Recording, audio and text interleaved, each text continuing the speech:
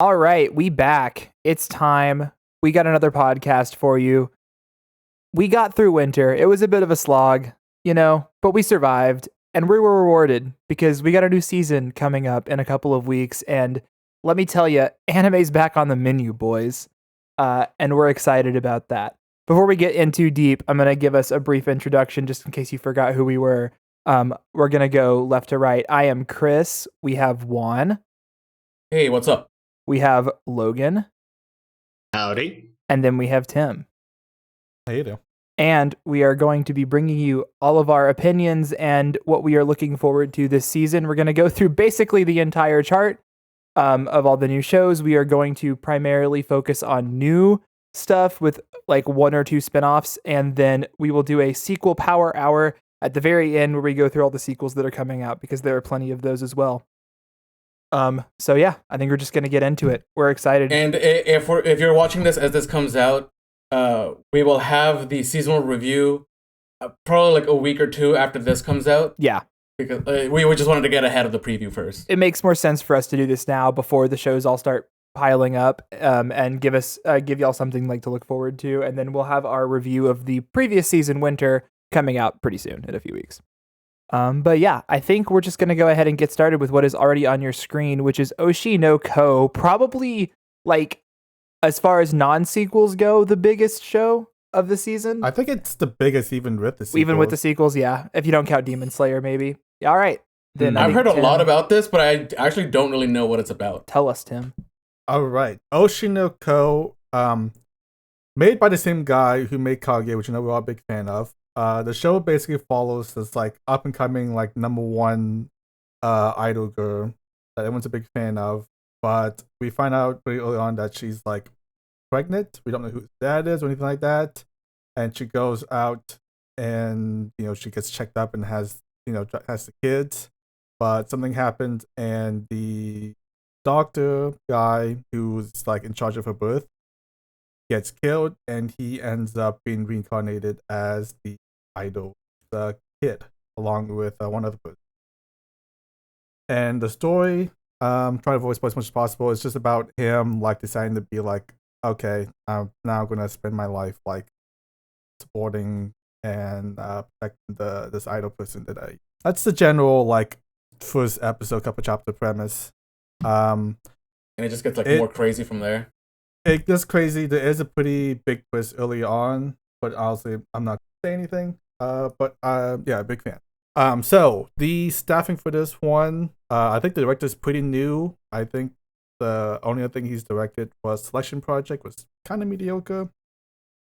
The script and series composition guy is a little bit more well known. He's worked on he did a couple of the Eurocamp episodes, and he worked on the recent Love Life stuff. The opening is by Yatsu, so that was a lot. Yeah, I've heard. There's been some previews for that. Great song, by the way. Well, Yatsu always. True. Oh, Yasabi's doing the OB? Yeah, they're doing the OB. Yeah. Mm-hmm. Hell yeah. Love Yasabi. And the studio is Doga Kobo, yes, which is mostly Mori Blob stuff. The pretty hit or miss stuff.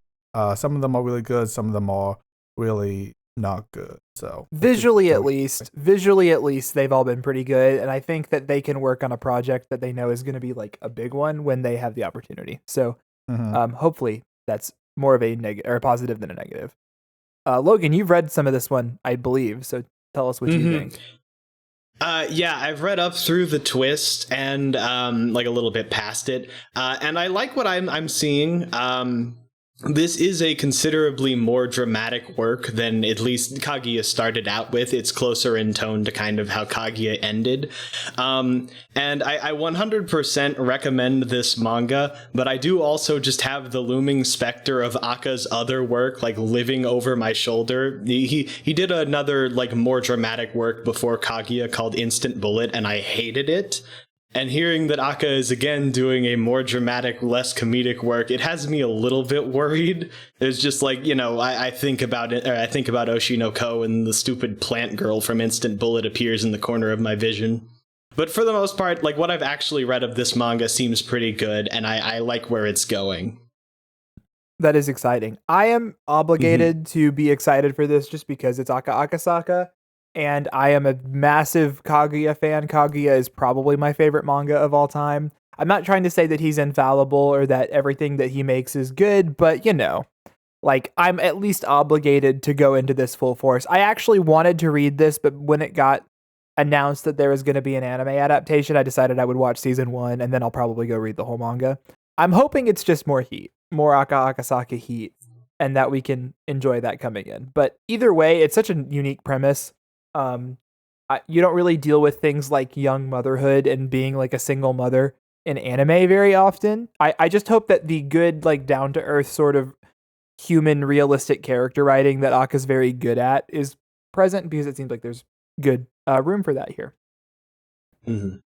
Yeah, as for me, I've just heard nothing but hype, and like I was paying attention for the most part to Tim's summary, and like I just remembered that Giga made, I don't know if he made like a video on it or if he like mentioned it somewhere, but like I think he did a video on it. Yeah, he did do a video on it.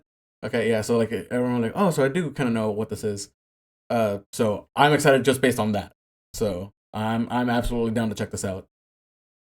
All right. Seems there's gonna be a lot of hype going into it. Yeah, we seem to be pretty unanimously into this, which is funny that it's on top. Thank you, Brackets, for making this alphabetically the Yeah, first. this is the only one that's out of order technically. So just, whatever. Hey, clickbait. All right. We're moving on to Alice Gear Aegis expansion, which apparently I'm doing. So let me go read my notes to remember what the fuck this show is about. That's a great sign. It's a game. Okay, so this is like some sort of, I don't know if it's a gacha adaptation. It's a game adaptation of some kind. Oh yeah, this was a weird preview. I did not know what to think about it. Half of this preview is a bunch of cute girls walking around in an office, and then the rest of them is like fighting space in mech suits. I don't really know what the plot of this one is. Like, obviously, we can read the summary and say that, like, they're fighting a race of mechanized aliens for the hope of humanity with their Alice gears. That all these girls that have specific character designs to go with the game or whatever. I don't know. Visually, this one looked all right. Like, I don't hate the art style. It's nice. But I don't know. This just feels like a mobile game tie-in anime, of which there are many. I have a hard time getting excited for shows like this. Yeah, I see video game adaptation, and like you really have to sell me on it after that.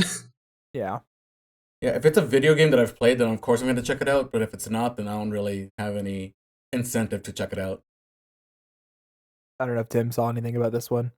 Yeah, it's based off a smartphone game of the same name. It's kind of like a third-person shooter, like the what's that? The butt game. I don't know. The Akiba game Strip? where like, huh? No. Is it Akiba Strip? No. No, the mobile game. Nikkei. Yeah, it's kind of like Nikkei third person, but you're like in a giant mecha, but like a lot less on the asset. Then what's the You kinda point? control I the- gotta see the cute butt jiggling. Well, I mean, it's like third person where you control the aiming, I think, with like the pointing, and you shooting, Yeah. and kind of like that. But if their So I butt don't know doesn't much recoil about it. every time they shoot the gun, what's the point? That's a great point. You know, sometimes there's more to life than butts. They want. I don't know, Yeah, debatable. Not my life. I don't know. Okay. Anyway, we're losing the plot. Do any of us have any interest in this show at all? No, Chris, I don't think we do. No. Tim, Not Tim's really. gonna check it out Yeah, regardless, I'll right? check it out regardless. But yeah. Okay, cool. Let's Maybe it'll be move a rare Tim on. drop though. Who knows? Okay, Logan, tell us about Aono Orchestra. So I went back and I read part of the manga for this, and I went back and forth on it, just kind of reading it. So it's kind of one of those, the shut-in boy meets the standoffish girl and they bond type shows. Essentially, the plot is that you've got this prodigy violinist who threw away the violin because of problems with his dad that they explore in the first couple of chapters. And there's this girl who shows up who he meets who's like not very good at violin, but she's really passionate about it. And they kind of get forced together by their teacher, and then that reignites his passion for the violin. And normally I would find all of that really boring. But I think the character writing is like a lot better than average for this type of manga. Like it's really breezing through the really played out portion of that kind of relationship. Another point in its favor with me personally is that Mal does not list it as a romance. Like, I have no doubt that it's going to become a romance eventually, but regardless, it's not going to be like 400 chapters of, oh, will they or won't they, you know, like certain other anime that aired last season and I am still kind of mad at. I don't really think that, like, I don't think that I want to continue with this per se, but like, I think if you're more amenable to these kinds of stories, this one is actually a really good option for you. Like, if you're interested in those kinds of romances or those kinds of sort of character stories. As someone who was in orchestra in high school, that's probably the biggest draw for me. But I will say the premise of this one is like very done before. It's kind of like the Hibike Yurlai in April. Oh, I used to be into this instrument, but then I quit because of trauma, and then now I'm back in, which is like a very, very common club show trope.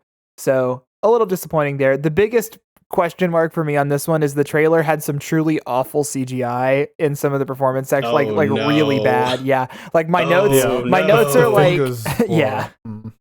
My notes are like, oh, this is a very common music show premise, very similar to both Hibike and Your Lie in April. Oh God, the CGI people. Like, I was writing it while and then they just showed up. I will watch this. I think the director, I looked and they had done some good stuff, so it's like, you know, it's got promise, but at the same time, hopefully the character writing can carry it over the visuals, because I don't think the performance scenes are going to be impressive, and that's always a nice part of these types of shows. So if you're missing out on that, I don't know. I really have no real thoughts on this. It's the problem is that it's coming down in the like shadow of giants. Like, if you're gonna play up against TBK, that's tough, you know. So I just think there's like too much other heat in this season to really give this one a chance. But, you know, at least for me, we're trying to evaluate on a piece by piece. Okay, tell us about the next one. Logan. Yeah, we're gonna have a bit of a Logan power hour here. Yeah. Okay, so Boku no Kokoro no Yabai Yatsu. So in a really uncharacteristic, I think so. It's like The Dangers in My Heart or something like that. But in a really uncharacteristic moment that even I can't fully explain, I read like 50 chapters of a dopey rom-com, and that never happens. Probably like more than this first season will encompass, honestly. Probably, yes. And I think I did eventually drop it. I did eventually get bored with it. But I think the secret that like carried me through 50 chapters is that unlike most rom-coms, this is actually funny. You say 15 or 50? 50. 50. You read 50 chapters of this? Yes. Didn't Mark force you to read this? Mark suggested it to me. Mark isn't a very forceful person in general. But he forced this one down your throat. Let me explain what this is first. Okay. This is, ignore everything you're reading in the premise about this guy having like a fascination with murder and everything. That goes away very quickly. What this really is a guy falling ass backwards into a romance. Or like a little, you know, like a pre-romance thing. Like they're kind of into each other, I guess. And a lot of the best comedy comes from him just completely accidentally having game. The problem with it is that the actual romance is like super dull. And like I know that I hate romance in general, but this is dull even by my standards. We don't really get a whole lot of the girl's perspective, because giving us more of the girl's perspective would probably flatten out the comedy a bit, because the guy getting all up in his head is the real funny part. And so anyway, I think that's what's eventually kind of killed my interest in it, is that like it doesn't really work as a romance, but I think it does work pretty well as a comedy. And honestly, if you're into those kinds of things, I think that this will actually be a show that you enjoy. I'm not going to watch it, but yeah, I think that this is actually all right. I feel like you should watch it because you already read most of what this is covering, and you might as well at that point, you know, see how that gets adapted.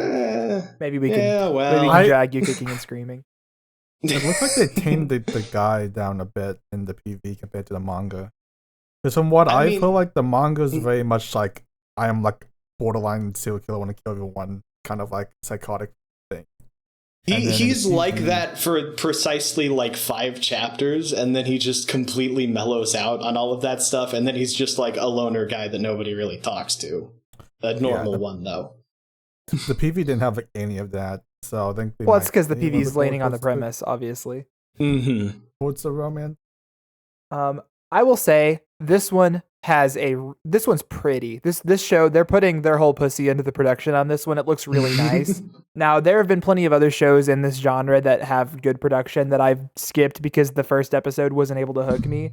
But I've heard lots of good things about this manga, like previously before the season even was getting started. So off the back of Logan liking it somehow, I have high enough hopes. Hold on. Or well, liking it more. You not hate like abhorring shows in this genre, which you typically do, is reason for notice. But yeah, I have been unimpressed with basically every other show in this really popular, baffling genre that has been recently, which is just like wish fulfillment, like cute girl is paying attention to me in class genre, but.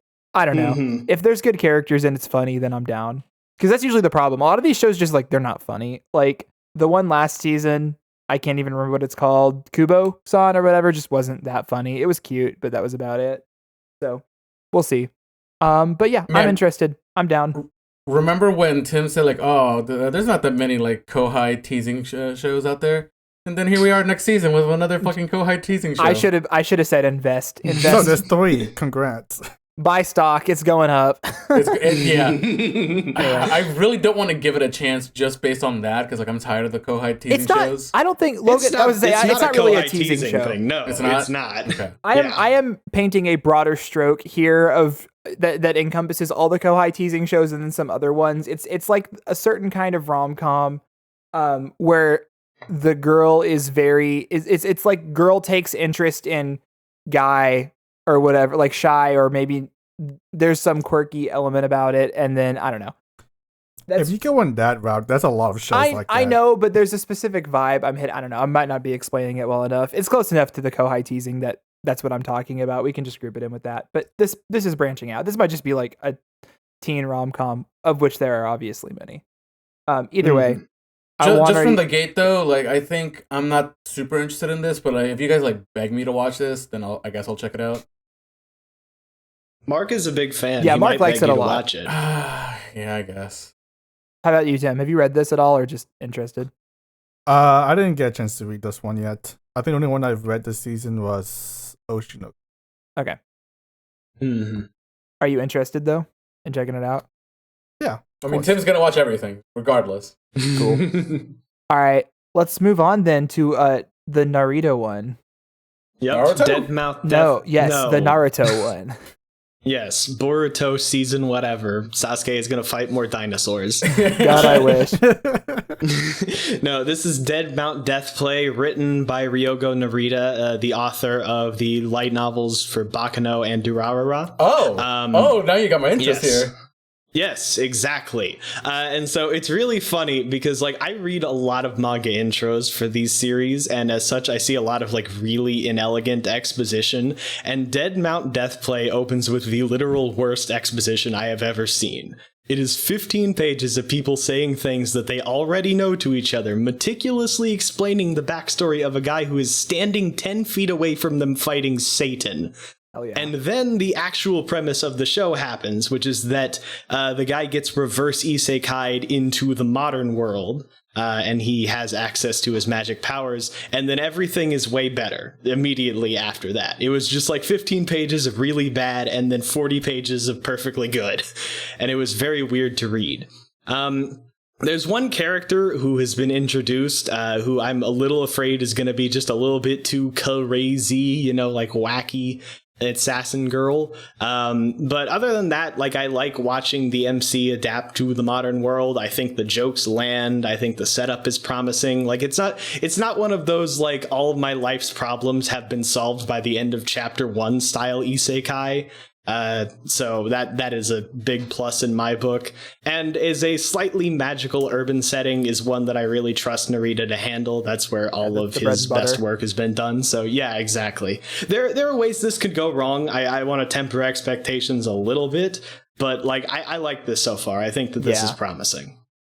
I want to watch this show just based on being written by Baccano author. Yeah, I wouldn't say Narita is not like he's not perfect, right? And like, and obviously, like, it's an adaptation, so it's not necessarily going to be.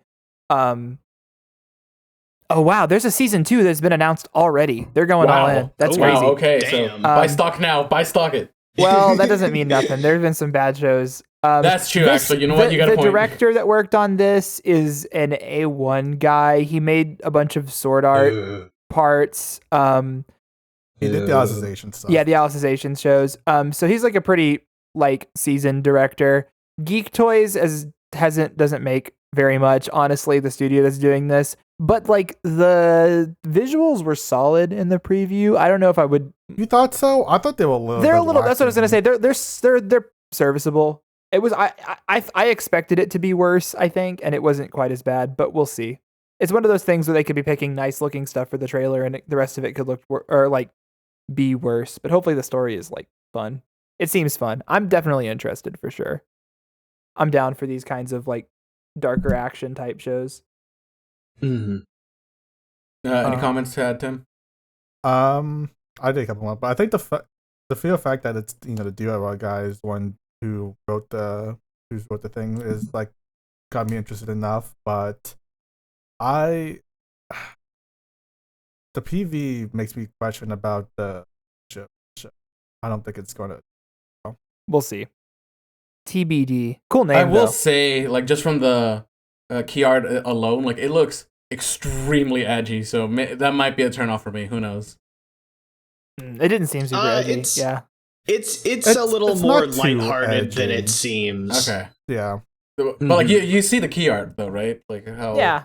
Yeah, it is darker because he's like, there's a whole like corpse god thing happening him. Yeah. Kind of thing that goes on. So Gotcha. it does have like a darker. And so undertone, death but- is in it twice in the name. Dead Mount Death play. Yeah. Wow. All right, let's move Indeed. on. Okay, Edomae Ugh. Elf. Who doing this? Juan? Juan That's doing me, baby. All right, Edomae Elf, or otherwise known as Otaku Elf. Well, I don't know why it wasn't just called Otaku Elf. From what I can tell, it is one of those like MILF shows, just taking care of a Shota and fulfilling your fantasies as a Shota with a MILF, and I'm all about that.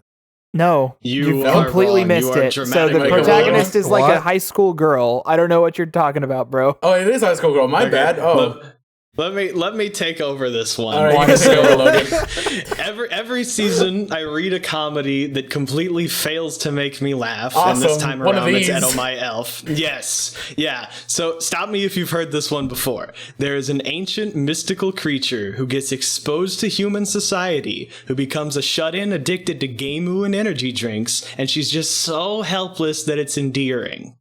Yeah, it's been done before for sure. Yes, Well, I what was else though? What do you mean? There's like so in Dragon Maid, there's Fafnir. Okay, sure, okay. It's kind of the whole premise of Outbreak Company. Like there's Outbreak been Company. a lot of examples of this trope. Okay, no, you're right. You're right. Yes. It's just nothing popped into mind immediately for me. So the authors, it's like one of those 5-page chapters, and the only real attempt to joke is like the most obvious like level 0 joke you could attempt with this premise. Like she's playing around with a VR headset while she's doing some ritual thing or whatever. It's not very good. I have no reason to believe it's going to be any better. But if you want to pinpoint the exact moment I gave up on this manga, it was on page 3 when they drew the elf girl exactly like Umaru. Like exactly like her. The like beanie Gremlin shape mode? think with it's the a little tasteful hoodie. reference? Yeah. Page 3 of the first chapter. Is any reference to Umaru tasteful, No, of course Christopher? not. Yeah, I It did tastes not cola like and this at all. chips. That's right. All I'm saying, Ryuk from Death Note, pioneer in his field. He was the real OG in this category. He came and he wanted to play on the Super Nintendo or whatever, and eat apples and Dr. Pepper. Okay, I Tim, still are you kind of gonna- want to check this out. Dude, the just elf is based pretty on the hot. elf. I was gonna God. say the character designs are good. This trailer was well animated. It looks nice, but I mean, like I'll that's give why it you're an watching episode. it. Because like if you think hot elf is hot, then go for it. Might have my dick in my hand. Who knows? Shut up. I don't even think it's even horny at all. That's fine. Okay, I'm sure the art will be. Tim, you got any thoughts on this one? Or are we good to move on? Not particularly. Yeah. Cool. Next up, okay, so we're reaching the Isekai gauntlet. There's like 3 shows in a row that have Isekai as the first word in the name, and they're all they all look terrible. We're gonna try to get through this as quickly as possible. Say every single word of this. This title, is Chris. this one's the longest name on the entire chart. Because brevity, it's like, light novel there's 3 authors are others. known for their brevity. Okay. Isekai de cheat skill wo tenishita ore wa genjitsu sekai wo mo musou suru. Level up wa jinsei wo kaeta.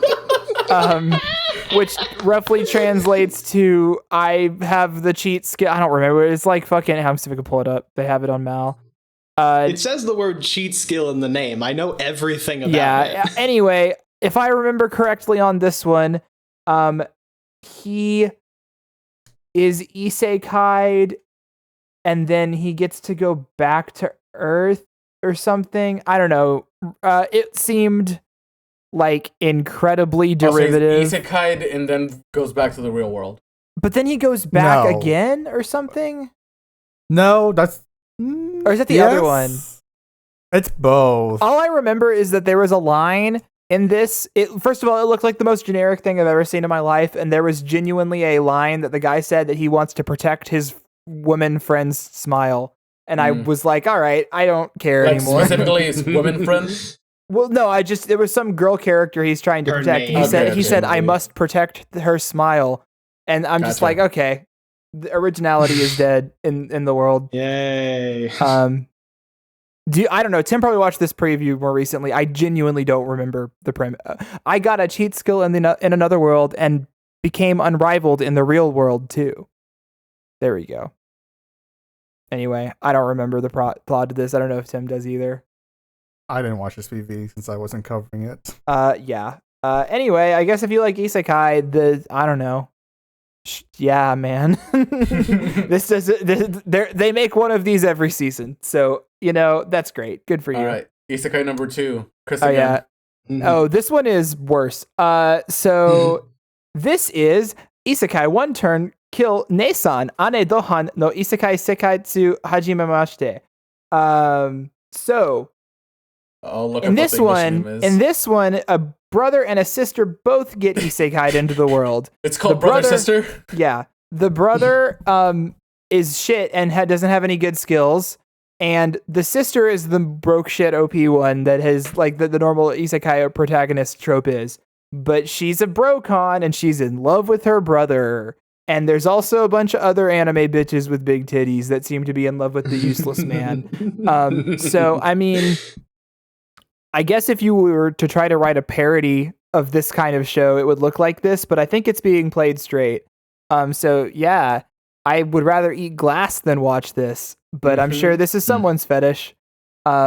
So if you enjoy Yeah, that, it's like this just feels like Okasan Online. Yeah, for but with like the sister someone with instead. a slightly different fetish. Yeah. Yes. similar, It's called but- brother sister. It's about a brother and a sister, and they fuck each other. But what if they? But they probably don't, which is just boring. Like if you're gonna commit to the incest line, you might as well Chris, just like, do oh it. man, I wish the brother and sister would just fuck. I'm serious. Just If you're commit.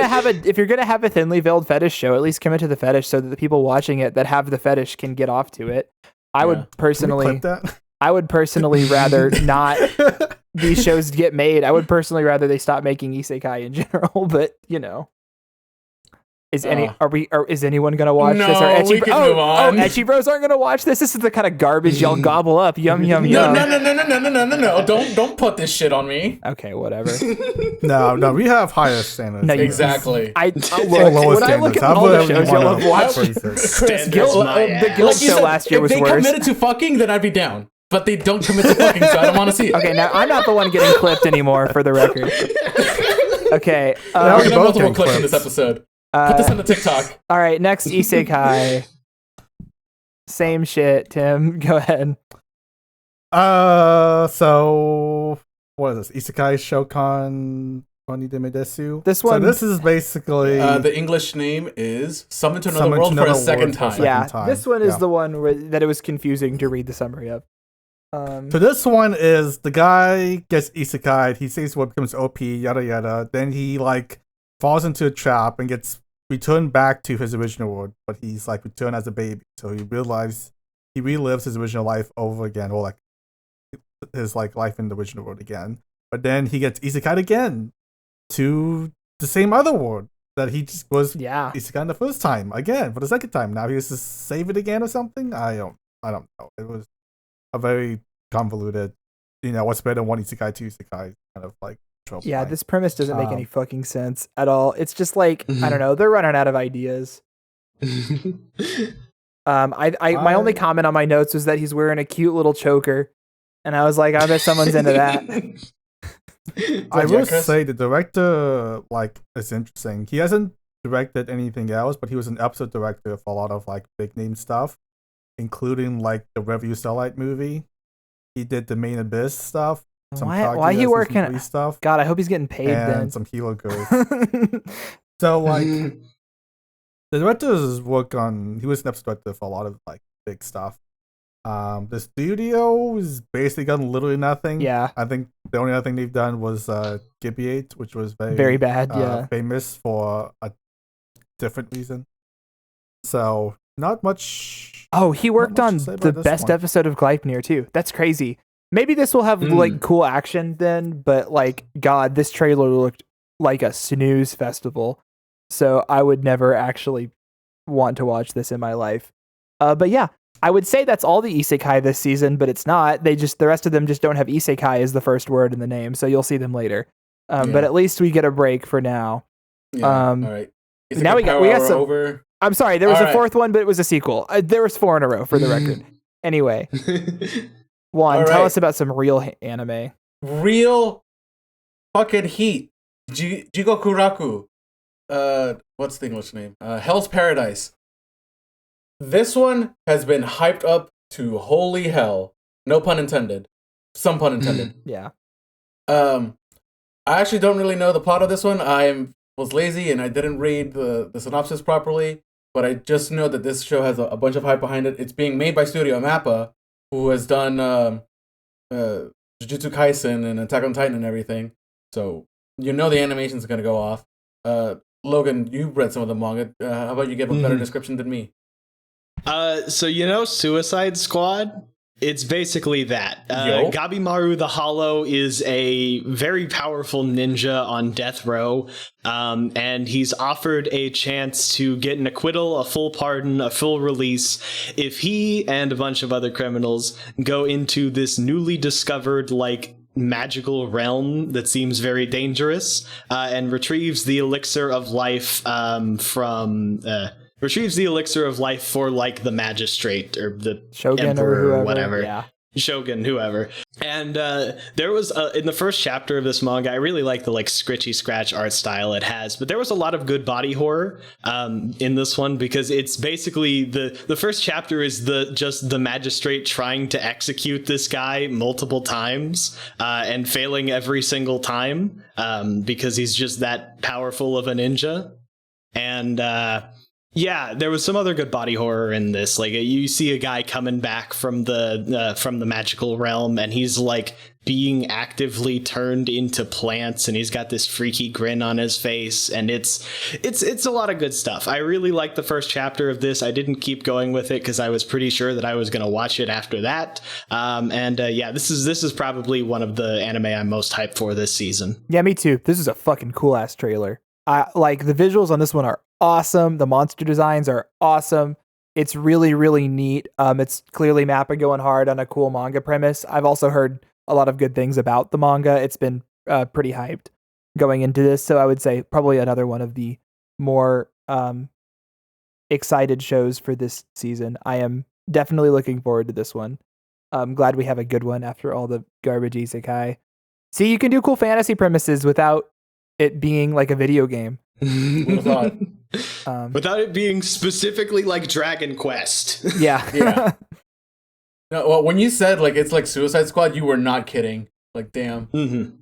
I've known about this one for like a year now. So like I've been like without knowing the premise or anything, I just knew that this show was gonna be amazing. So I'm extremely excited. Hey, for this. And you know what's? Hey, fuck everything else we just said. They got fucking Sheena Ringo to do the OP. That's insane. She doesn't do anime stuff like ever. It's so well, cool. it's Millennium Parade, she's and done a couple She's done a stuff couple. I lately. know she's done a couple things, but Like in the last like 5 years, she's done like 5 things. mhm. that's one per But year. she's around. She does like she writes songs sometimes. Like she'll write songs for stuff. Like she wrote the song for the Rakugo OPs, but she's not the one singing or performing it. Mhm. And so the fact they got her to actually do an original song for it is great. Anyway, so Tim, you have any other thoughts on Jigokuraku? It is Mappa, but it is like the Mappa like C team. Is Hey, it? the So C- I the C wouldn't be team- too sold on that one. The C team can make some good stuff. The C team made like Taiso This- Samurai. That was pretty good. The C team. So the only thing the director's done other than this was the Kakuri twins. Yeah, he's So a the Kakuri, he's a like, newer spin-off. director. He's mostly not done. And then the script / series composition person did the second half Attack Op and a couple of random episodes of like Tyson Yeah, but it's an adaptation. And So I mean, out of high school. we'll see. Mhm. Attack Op is not a No. This is a manga. This is what I'm saying. Oh. So it'll be going off the story of that. I mean Mhm. his stuff that he's adapted was also not great either. Mhm. Like he did Abandoned Sacred Beast, which is another map one that you guys didn't watch. Good. Yeah. I mean, that wasn't great in the first place. Yeah, Like, it wasn't like I he think, was yeah, drawing we're from working on really with a better great manga. well Yeah. there. I still think I just high wouldn't be hopes too for a happy living. like Mappa is sold on it. It's Oh no, going trust to, me, like- I've been hurt by Mappa before, especially in they had a flop era before they picked up Jujutsu Kaisen. So it's like, it's okay. I still think that this one looks very cool. I think it's There's a got a lot lot of, going for it. There's a lot of heat about Jujutsu Kaisen right now because they changed director. Yeah, Park's not working Oh, on it really? anymore. He's Yeah. got. Ah, No, he left to make his own. Like, His different studio, yeah. But damn. we'll talk Yeah. about that when I mean, that's JJK fair. happens later in the year.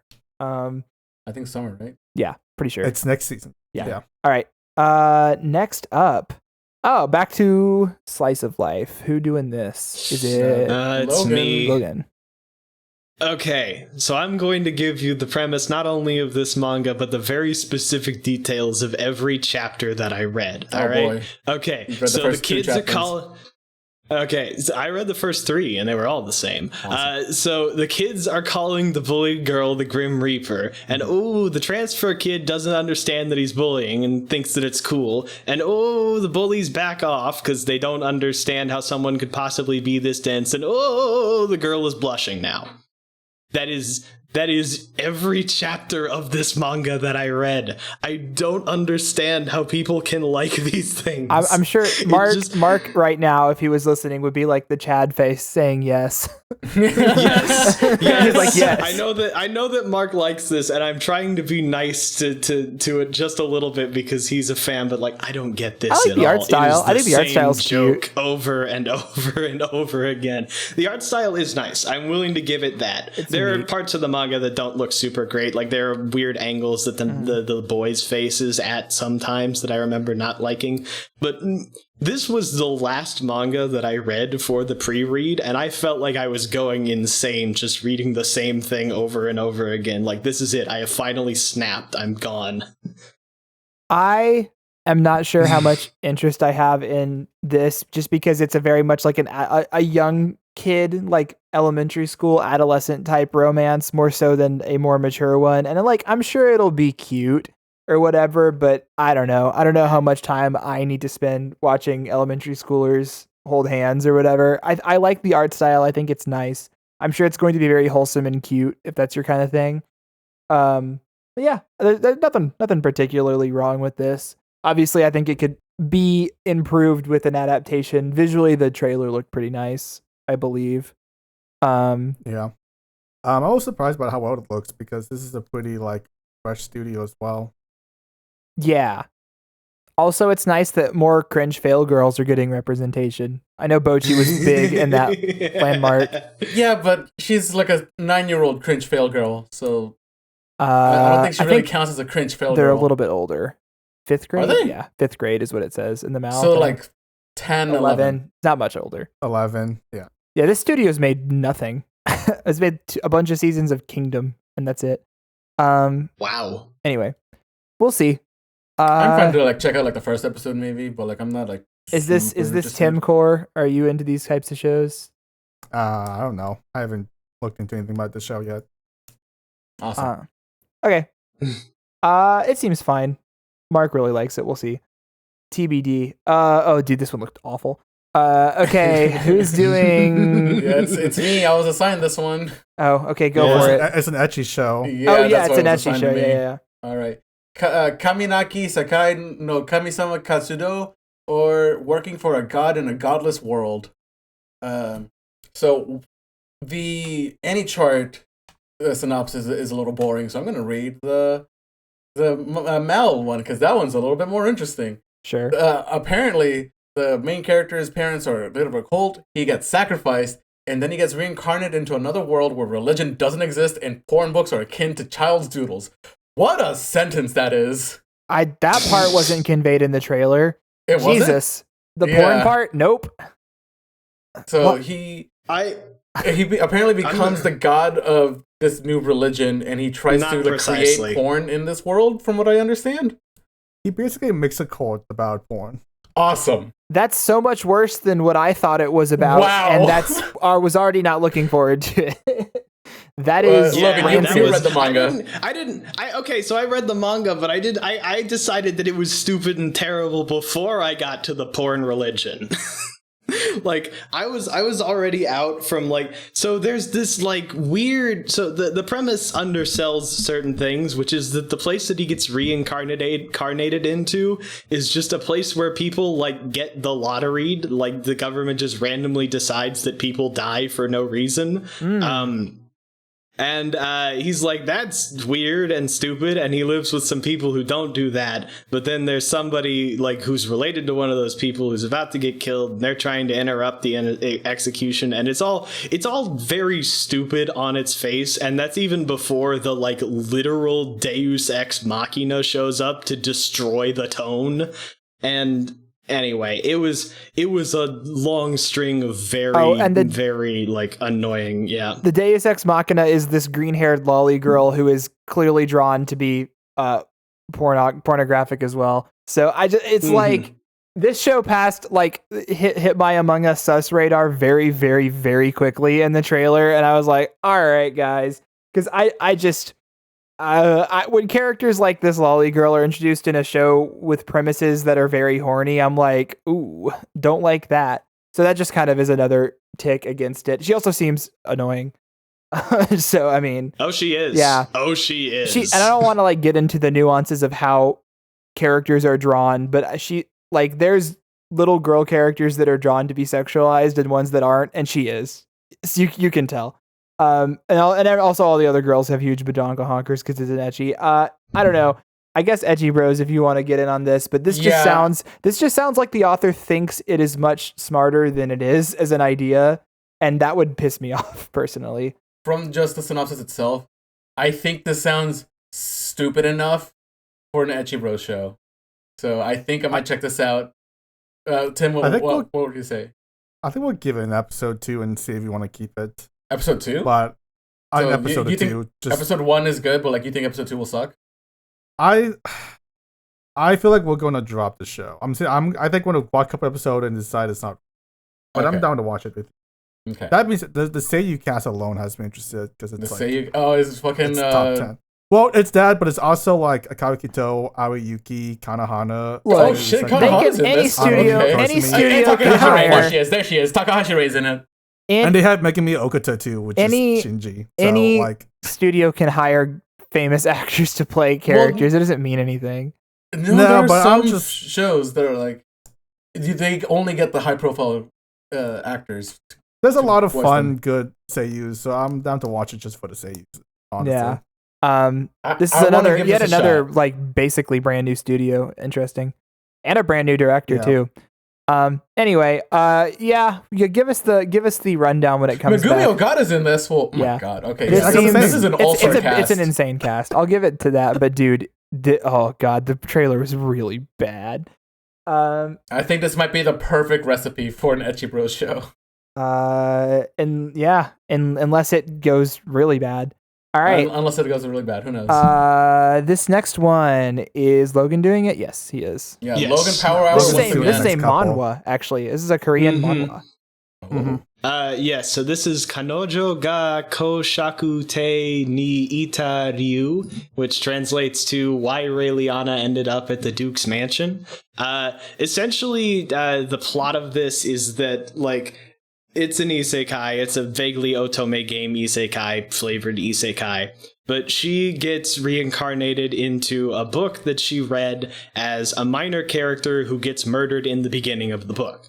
And so she is spending her life trying to prevent her own murder that is going to happen at some point in the future. And I know that sounds interesting. It is not. Yeah, I was hooked by the premise, but I could believe it. Mm-hmm. Yeah. And there was like, sorry, I'm skimming through the parts of my notes that are complaining about webtoons. So the problem, besides it being like yet another reverse harem, there are plenty of those, is that like there's no mystery to it. She knows how she's going to get murdered and who's going to murder her, and she's kind of stuck with him. And so I think that I don't really know how the plot progresses from there. But like I think that she's just trying to break off her engagement with her fiance who's going to kill her, and like it's the comedy in the chapters isn't very good, and there's no real mystery or drama to anything because we already know exactly who's going to be doing the murder, and like, you know, you've got to be really invested in the reverse harem here to actually like this. I've heard good things about this webtoon. Like, it's popular, so I don't know. But at the same time, like, if you're into this genre, if you like reverse harem, you know, pretty boy shows with a princess type beat, then, you know, this is for you. I don't know if it's for us necessarily, especially if they're not capitalizing on the mystery elements in ways that are interesting, because that was, like, the most interesting hook in it. So, I don't know. It's also one of those isekais where I feel like I know the premise involves her having the outside knowledge mattering, but I feel like we'll very quickly lose the fact that she's even from like real Earth very quickly because it ceases to matter. And that always irks me in isekais because it's like, could we have written this in a different way where that doesn't matter anymore? I don't know. That's kind of how I'm at. Cool to see more manhwas get adapted though. That seems to be a trend. And yeah, let me know when a good manga gets adapted. So we'll see more down the road. Yeah, there's some big ones. All right, I think we're moving on to Kawasugi Crisis. Yeah, so Kawasugi Crisis. This one is it's a pretty simple gag manga about an alien who comes down to Earth to like scope out the place, see what there is, and she assumes since they're like a very high tech spacefaring race that there's not going to be anything valuable on Earth, but she finds one thing that's more valuable than anything else in the galaxy: cats. She's just like me for real. That's kind of the joke of the first chapter, is just that she finds cats so unbelievably cute that she has to like keep coming up with excuses for their alien race not to destroy the world. The going into the second chapter, I kind of started to feel a little bit worried that maybe this was going to be like, a one joke wonder, that it was just going to kind of coast off the success of what could have just been a decent one shot. And then we get to chapter 3, and there's one joke in it, and you'll know it when you see it, that I think was so funny that it sold me on the concept of like this actually having like legs and continuing. But I will say there is some possible bias in there, because chapter 1 is about cats, chapter 2 is partially about dogs, and chapter 3 is again about cats. I thought initially when reading this premise that it was going to be very one note and repetitive as well, but this trailer is wacky. There's like a lot of insane shit in the trailer that I have no explanation for, that makes me think that it's going to really push the boundaries and with the comedy and get more absurd and wacky, and I think that as a idea has a lot of potential, so I am definitely interested in this one. It looks like a lot of fun. This just looks like a cute pet show, and like whatever, there's a lot of very cute animals, and it doesn't just stop at dogs and cats. There's like all kinds of cute animals in this one.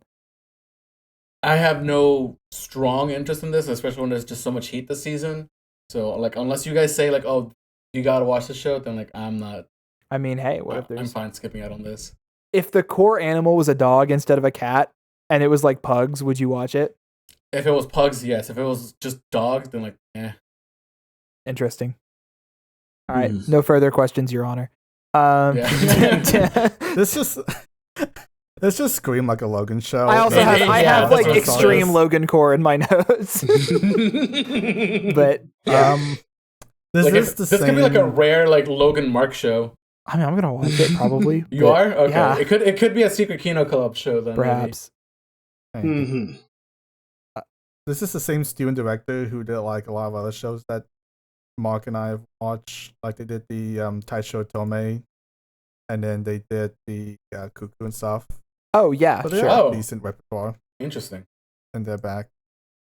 I'm down to check it out. Yeah, I think definitely the potential to do a cool, like wacky comedy show like this. All right, moving on down. Right. Oh yeah, this one's cool. Who's doing this? Mm-hmm. Logan again. It's the last entry in this current Logan Power Hour. So this is Kimi wa Hogaku Insomnia, and it's essentially a romance between like a popular girl and an antisocial boy who bond over the fact that they both have insomnia, and they find some peace and quiet up in the school's abandoned observatory tower, and it kind of progresses on from there. The exposition is a bit clunky. Like, they do a lot more telling than showing with regards to both popular girl and antisocial boy. Like the boy is the only one who actually has a named friend, like a couple of chapters in, and the girl just happens to overhear some like incredibly well-timed Mean Girls banter about him. And by the way, people walking by, people gossiping about them, I see that too much these days. I'm sick of it. But anyway. And the romance goes a bit too fast. Like they're getting blushy crushy in chapter 3, and I wasn't sold on it per se, but I actually think that this is kind of pleasant. Like there's a rounded quality to the character and set design that's really soothing, and it's refreshing to see a romance go too fast when so many of them are content to go way too slow. I would rather, stuff happen than stuff not happen. I think the word that I've been dancing around this entire time is comfy, which I think has kind of been overused to the point of meaningless. But, I read these couple of chapters at the end of a long day, and it was genuinely comfortable. I don't think I'm going to watch this. I think I would get bored with it, but I understand people who do like it. Wow, I can't believe we got Logan to compliment a romance show. I was gonna say that, like, I heard, like, kind of, not really the exact opposite, but I heard that this is a very, like, slow burn kind of show. So the main concern with this adaptation was that people were gonna get, like, too bored because of how slow it's going, and that the art was a little bit clunky, so that might turn people off. To me, is that based on the manga or the trailer? Because the trailer is incredible. It's people reading the manga and having inference of how the adaptation is going to be. Okay. That makes sense. This is one of the best looking trailers in the entire season, straight up. It is gorgeous. They are going crazy. It's really interesting that it's Linden Films doing another show that focuses on the night sky, because they also did Call of the Night. So I guess this is just like much more down to earth. This is also the Call of the, because this felt like Call of the Night. I was thinking about Call of the Night when I read this. I don't think the manga has anything to do with it, but it's Linden Films is the same studio. Well, yes, but I mean they've done like a bunch of other stuff too. Yeah. So it's very interesting. The vibe I got from the preview was something that was like very like down to earth, and it had a very good sense of aesthetic direction, and it looked like the character writing was going to be nice. And I think that you can have a simple premise like this off the back of good aesthetic direction and good character writing. And it makes it like worth watching and compelling. So I was very into this trailer, and so I will be watching this for sure. It looks very cute and very pretty. The premise just sounds like right up my alley of like just like the right amount of like slow burn romance. So I'm super down for that. Yeah, definitely one of the ones I'm most looking forward to this season. Probably a me and Chris show that we watch during dinner. Ooh, and we can hold hands. Yeah. We can pretend we're the two main characters.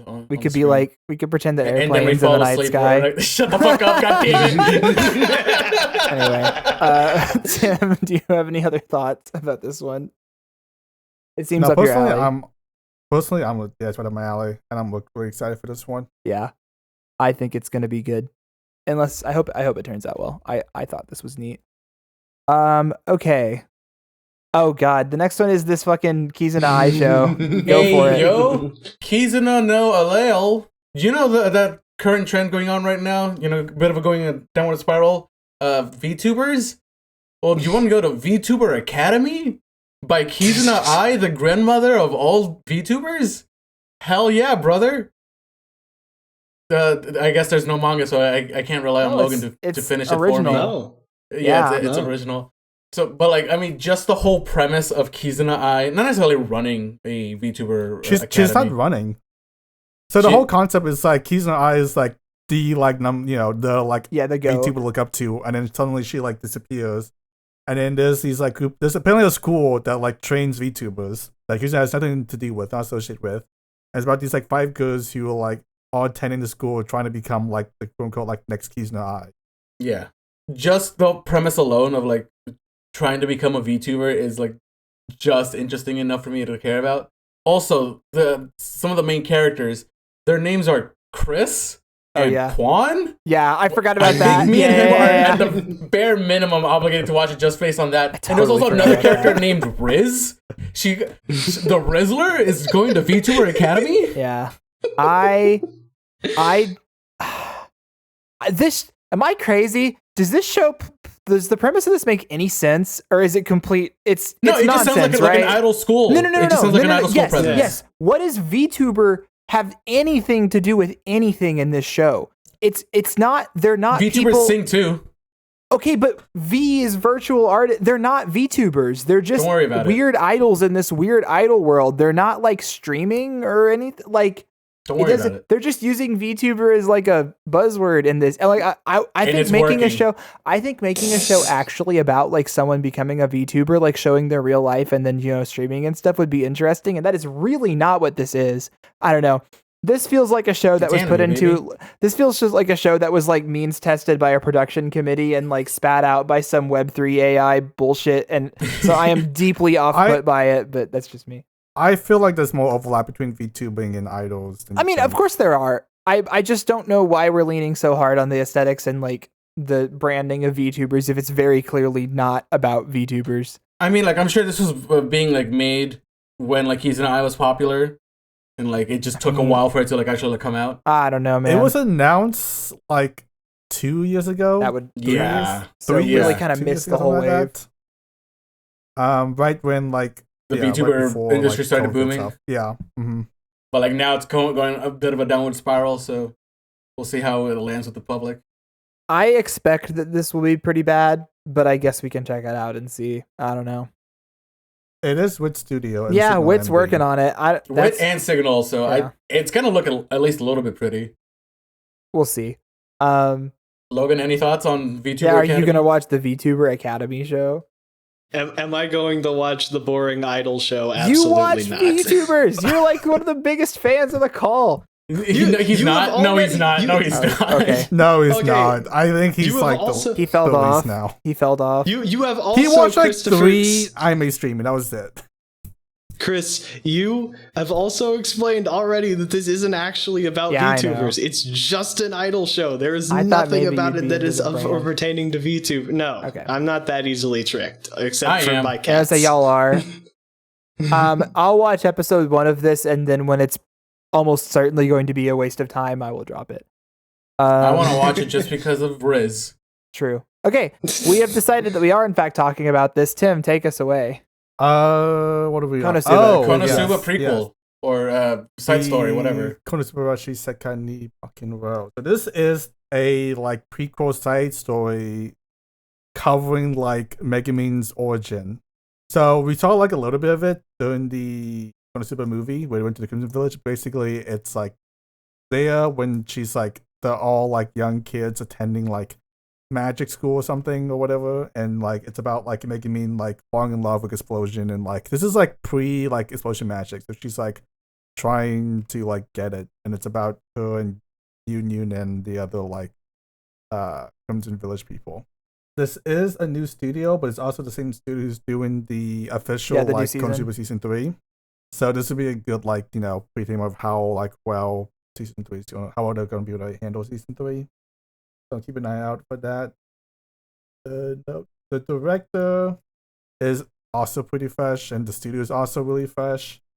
They did do Fumetsu season 2, which I think was fine, animation wise. Passable. So I'm not too worried about that. The director has did Golden Time was his most famous one, I guess. But the most recent thing he did was Fudoji Danshi, which is airing right now, and I think that's totally fine. So I have hope. I think there's a lot of potential in this one, and I'm a fan. It's definitely a different vibe from the main series, because obviously 3/4 of the main cast is in there, and it's not as wacky gaggy comedy focused. It's gonna be interesting to see what people think about it. But if you were kind of vibing with the movie for the bits that the main cast weren't part of, I think you'll like. I mean, Konosuba is more Konosuba, so I'm down to check it out just on that. It's tiding us over till season 3. Hopefully it can stand on its own and be entertaining, but it's the same writer at the end of the day, the light novel author, so hopefully the sense of humor is still good. And, Megumin's a fun character, so. Yeah, but I think a lot of the humor for the main Konosuba was the cast. The main 4 wacky personality. So now, 3 of them being gone, I feel like you're going to have a different dynamic. For sure. Yeah. We'll have to see how it turns out. I'm still obviously down to give it a shot. Hopefully it doesn't suck. Logan, any thoughts? I'm going to watch it. I'm excited that there's more Konosuba, but I'm also disappointed that there's not any more Konosuba, the thing that I actually want, which is season 3. But it's coming. It's coming this year. All right.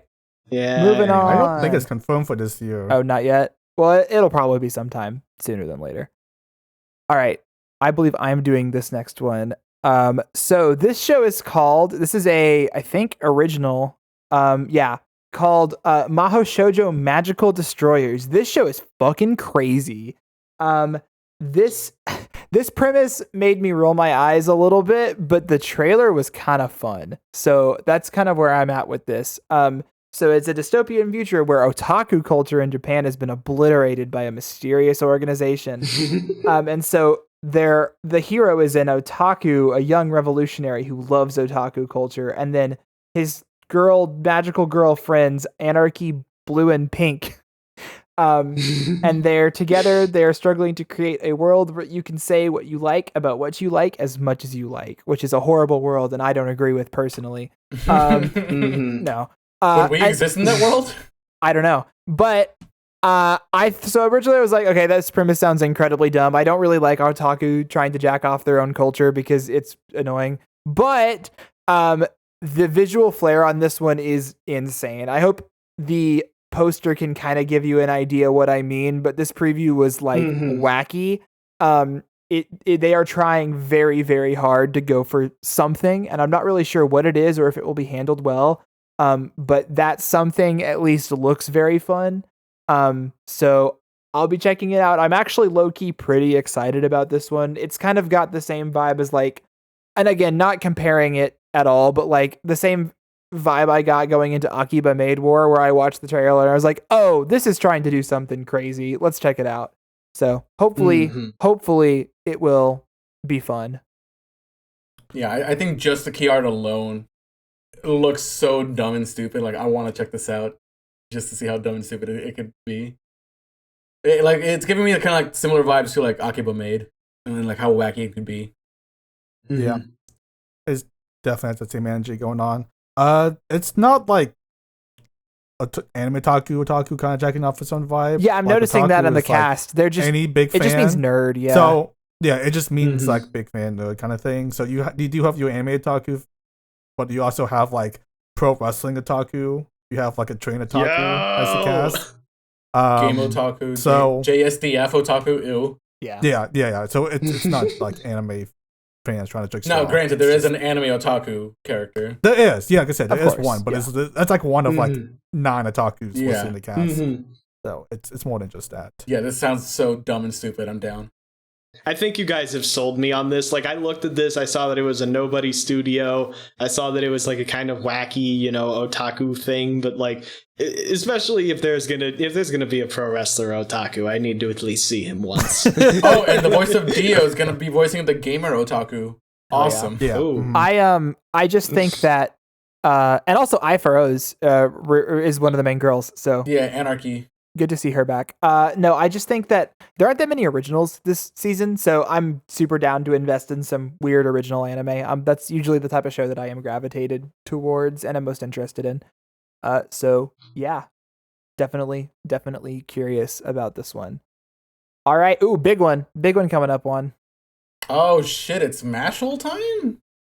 Alright. Mashal. This is a big Shonen Jump, like current Shonen Jump manga. From what I understand, it's Harry Potter, except the guy can't do magic, so he just beats the shit out of all of his opponents. Logan, can you give me a more detailed description? No, you pretty much got it. Muscle Wizard casts fists. He gets okay. So basically, in this society, everyone is magical except for people who are not born magical. But those people are quickly rooted out and killed. Except for Match Burn Dead, who got kind of spirited away. Indeed. Who got spirited away by his grandpa. But unfortunately, he gets discovered, and since all magically inclined people have little markings on their face, they can tell, that he's not magical.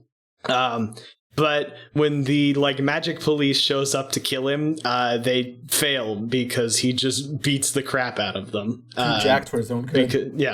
Yes, because he's jacked enough that he can catch magic with his knees and stuff like a soccer ball, and it's all very, very wacky. And then he gets sent to magic school, essentially by one of the guys who was about to kill him, on the premise that if he can make it to the top of magic school, then the society will have to accept him, even though he can't do magic. And reading it, the normal guy is my favorite trope in the world. I love it when a guy is normal. But I do worry that this is going to be a little bit too late stage One Punch Man, where the OP protagonist thing stops being a joke. But I've also heard around that doesn't really become a problem in the same way, it does in One Punch Man way later. So I'm absolutely going to give this a chance. I'm looking forward to it. Yeah, I mean, it's Shonen Jump hype. So I'm always down to check it out just based on that. Chris, Tim? Okay, so I've read a little bit of this manga a while ago, and it's really fun. It's very much like what you said as far as the premise goes. It's very much leaning into Harry Potter as an inspiration, but it's what if it's anime and also he punches them instead of using magic? It is a very funny premise, and it's executed pretty well. So I am a little worried about it being one note, and, but I think at the same time, if it's adapted well, this one has a lot of potential to be really, really fun. Magic School is just a great setting. Mm-hmm. Tim? I think after everything I heard, and everyone praising the show, I'm not too worried about being one note. The gag seems good, and it's A1. That being said, it is A1, and A1 has had production hell the last 3 months. So there's a chance it could get massive delays and have issues down the road. But yikes. We'll see. I appreciate Hopefully they spent the time on it that it needs. Just getting delayed and stuff. Yeah. Everything A1 has touched so far has been delayed. Neo has been delayed, Fate has been delayed, and Solo Leveling has been delayed. Yeah. Well, but this one's coming out, so maybe God. Yeah, but Neo came out last season. Yeah, it released 3 episodes and then got delayed for which was 3 bad. weeks. Fucking. And then it came back and it got delayed again. So A1's been having production ish. So maybe might be imploding or something. Let's cross our fingers. Yeah, for sure. All right. Juan, tell us about Megami no Cafe Terrace. Man, I love that you keep giving me ecchi shows. God, I sure do enjoy that. All right. I don't want to watch this. Motherfucker. Shut up. All right, Megami no Cafe Terrace. The Cafe Terrace and its goddesses. From what I can tell, a guy's grandmother owns a cafe. She dies, and then he has to inherit it. And inside are 5 beautiful women who will do whatever he wants. I'm pretty sure I've read a doujin. exactly like this. I've Many read- of them. I was gonna say, I think I've read several dojins exactly like this. So I do want to point out they're not like his slaves. No, They no. work But they're at maids. the They're cute cafe. girls. It's a fucking harem. Okay, yes, it's definitely a harem. it's a And in fact, cafe. it's a classical harem. But it's not like, he just owns these people. Like they were working for his grandmother, and then at the end of the first chapter, he decides to reopen the cafe, and now they're working for him. Anyway, this is a harem. This has like full frontal nudity basically in the manga. Oh, wow. Like the only reason, I sent you guys the picture of the roundhouse kick while she's naked. that was where, kind of literally cool. the That only, was that? That was a where great the frame. only reason you don't see her whole pussy is because there's like a shocked reaction face in front of it. Okay, you know what? Oh, Yeah, I sent that to y'all. Oh, that one. Yeah. Yes, that is this one. So if you're not into ecchi trash, there is really nothing here for you. Like, this is just a classic harem manga. It's the parts that aren't pornography are just kind of like, just trite anime, like very typical, story beats and so on. This is an ecchi bros show. And Yeah, I was think about to you say, guys are Tim, gonna I think like we found it, our but I'm second not. Ecchi Bro show. I was kind of told this was like bland-ass, but like more ecchi and more like crazy. If it's I crazy didn't watch Blend and S. it's got nudity in it, then let's go. What incredible standards you possess. I Indeed. This is why we give you these shows, Juan. I don't know. I'm being stereotyped and I hate it. Like I said, I've read this dojin before. Why would I ever watch this anime? You know what I mean? Because it's 12 episodes now, Chris. Yeah, but it's not nearly as good as a dojin would be for the same reasons. I don't know. It's just I don't like harem shows. They're almost all bad, and this seems terrible. Almost. I don't think this one's gonna be the exception, Bucko. Anyway, all right, let's move on. Next up is My Home Hero. This one's cool, Logan. I've heard good things about this. Yeah, so My Home Hero, this one is like wet and wild. So basically, and I'm not really spoiling anything here because this happens in like chapter 1, but a guy who is like just a normal office worker who likes mystery novels, basically like goes detective on his daughter's boyfriend and discovers that he's abusing her, and then he kills him. And yes, it's a like he's about to get caught by the guy and he's about to kill him, and then the fight goes down like that. And what it seems like it is it kind of reminds me of the movie Burn After Reading, where it's like normal people kind of falling ass backwards into something much bigger than them, because the guy, his daughter's abusive boyfriend, is a member of the Yakuza. And so now he's killed a member of the Yakuza and he is in like deep shit. And so they're trying to cover up the murder from, well, not the, self-defense, manslaughter. I don't know what you call it. They're trying to cover up the killing, both from their daughter so that like she doesn't get into any trouble, and also, from the police so they don't get into any trouble, and also from the Yakuza so they don't get killed by the Yakuza. And I like this. The action looks nice. It's got a very manic energy to it. I think that this looks cool. I'm really looking forward to this. Yeah, this was such a neat premise to read, and the trailer was interesting. The production's like okay, nothing crazy. But it's such a cool, like gritty, down to earth crime syndicate type beat. That I was definitely interested in checking it out. I thought that this was a really neat premise. I think it's interesting that both the husband and the wife are involved in it as well. That's something you don't usually. It's just the dad or whatever in these types of shows in the Liam Neeson Taken sort of genre. So I think that this looks cool. I have been tricked by crime syndicate anime before. Whatever it's Babylon, but I hopefully don't. I don't think we're getting anywhere near that. No, This I just don't think seems so. more like a regular type thing. This is cool though. No, I'm interested for sure. This sounds really cool. I'm down to check this out for sure. Yeah. We don't really get these kind of like witty kind of murder mystery shows a lot, organized crime, so I'm always down for more of them.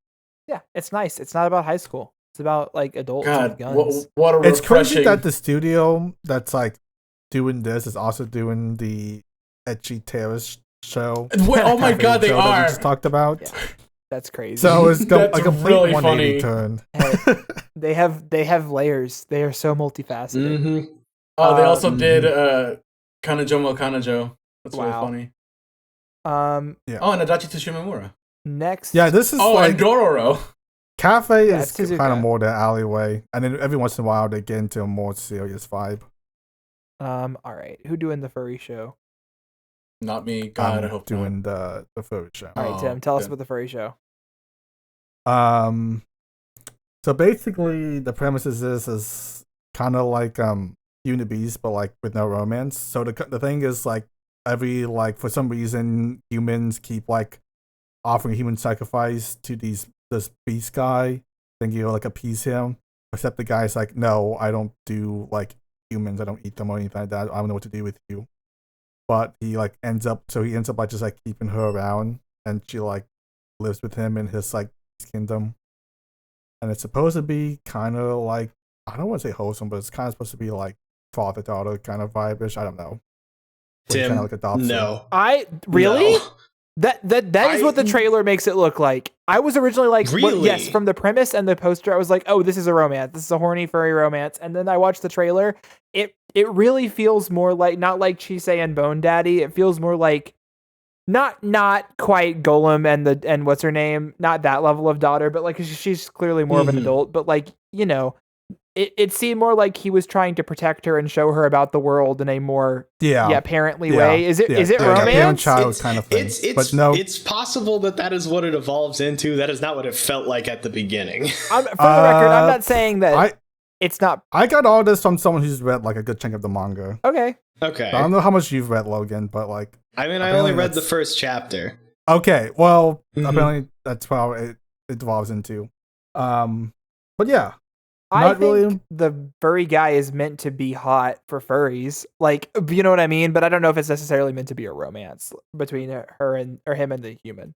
so I got my notes mixed up. So the director for Konosuba didn't do it's this, I got them mixed up. So this director is the one who did Golden Time and who did Kudoji okay. Danshi. The Konosuba one did a couple of episodes of Kaguya. He's pretty new, but here we are. So this JC staff, which is a reputable studio, but they've had a lot of like hit or misses lately, so it's hard to say where this would go. I'm kind of leaning towards a miss. Siri Comp did Sugar Fairy Apple, so another kind Honestly, a of very known similar show. shoujo. Yeah. Yeah, a shoujo show. And that one I wasn't super big on, so I'm kind of skeptical about this one. But I can't say I was hooked by We'll this see. premise. It seems like, I don't know, maybe the world building will be cool, but it's just kind of like that. It's a little derivative, you know what I mean? Like, which I feel like I've been saying a lot this season. That was definitely how I felt writing my notes. It's like, is this really distinguishing itself from Magus Bride, which is getting a second season in the same season? And the answer is not really. well, but Magus Bride is starting its like Magic Academy arc, isn't it? yeah, it's definitely more of a departure from what it was about it at the beginning. But the idea of like a human girl being introduced into this more fanciful world, and him having to protect her, which is also the plot of the Gollum show as well, Somali. So it's just like, I don't know. It seems interesting a little bit, but I'm not a furry and I'm not horny about these animals, which I feel like is the real reason that you want to watch this. And if you are, more power to you. Furries collecting another W. I don't think that's where it's trying to go with this. I'm not saying. I think no, the one last you're season was misunderstanding like that. me. I'm not trying to say that the show is drawing attention to that, but this is definitely a furry show for furries. Like, look at the character designs. There were some interesting monster designs in this for sure, but like in the trailer, I think they're fine. The one last season, or like this Yeah. season, I guess, is more the so. one that was kind of questionable with the collar. Dude, that art and was so whatnot. weird. This one I think is fine. I think this one is just like normal fantasy thing. I don't think anything in particular is attracting. Selling it. Hey, I think some people want to be cradled by this big beast man. Like, you see how he's gripping her whole torso or whatever? Is it you, Anyway. Chris? No. You don't have to No. lie. Mhm. This is a safe space, Chris. All right. Have you heard the shit I've been saying this episode? It's okay for you to say it. Okay? Yeah, I'm good, man. Anyway. Just say it for the clip. Come on. You know All you want right, to. we're gonna move on to Opus Colors. Coward. Is anyone doing this? Full coverage. Oh wait. Oh, I didn't write it on the list. Is this on the list? This have looks a like description? covering this. This looks like a money laundering this scheme. exist? We can move on. It's an idol boy show that there is no information for. Literally zero on any database. There's a bunch of very pretty boys. It's an original. I don't know what it is. There's a synopsis on Mao at least. Oh, okay. There is? There wasn't. I feel like there wasn't when I looked. Opus Colors? There is one. Here, let's do it real quick. Have they been around? I'm not talking for a while, so I'll take go care for of it. Read it. Opus Colors. What color is the world you live in? Perception artists around the world have been 10 years. It's not completely permeated in the world. Kazuya has also had another motive to rekindle a friendship with another childhood friend who has drifted apart after an incident 10 years ago. Kiyotaki said Juju grader at high school majoring in perception art is also known somewhat well-known grader in the creator of perception art. He was a childhood friend of Kazuya and Jun, but he has avoided them for years. Kyo's heart was riddled with scars that could never be seen. Various colors collide and overlap with each other. What is the color of the scene that beats their eyes? That means nothing. Yeah, none to of me. that was anything. The trailer was like very short and didn't explain anything. It's kind of stacked cast. There's like 80 boys. I don't care. I don't think this is anything. It's got Natsuki Hanae, who's Kaneki and Tanjiro. If they have 20 boys, they gotta voice them. Ono Daisuke, yeah, and Fukujun. Lots of good. What if these VAs understand? There's a lot of like top lister VAs on here. Yeah, when there's that many characters in a poster, I have trouble believing that it's going to be a cast that's able to flesh out this much. And so by C Station, who does Eurocamp. They do a lot of good stuff, but maybe it'll look nice. Embezzle money with this or whatever. But they all look a little samey. Like the character designs suck ass. They look like they were made in like a pit crew maker. Yeah, I was gonna say they look like they were made in like a pit crew. I don't know. Huh. Did you see the Samu poster that they did? No, I did not. They also did Samu, which also gives off like a similar vibe to this. Yeah. Okay, I looked up what C Station does. Money laundering. Yes. They do Eurocamp and then a bunch of other like pretty boy shows, like large boy cast. Yeah, shows. Star Mew. Well, no, it's Star Mew is the one you're seeing. That's the one that Tim just mentioned.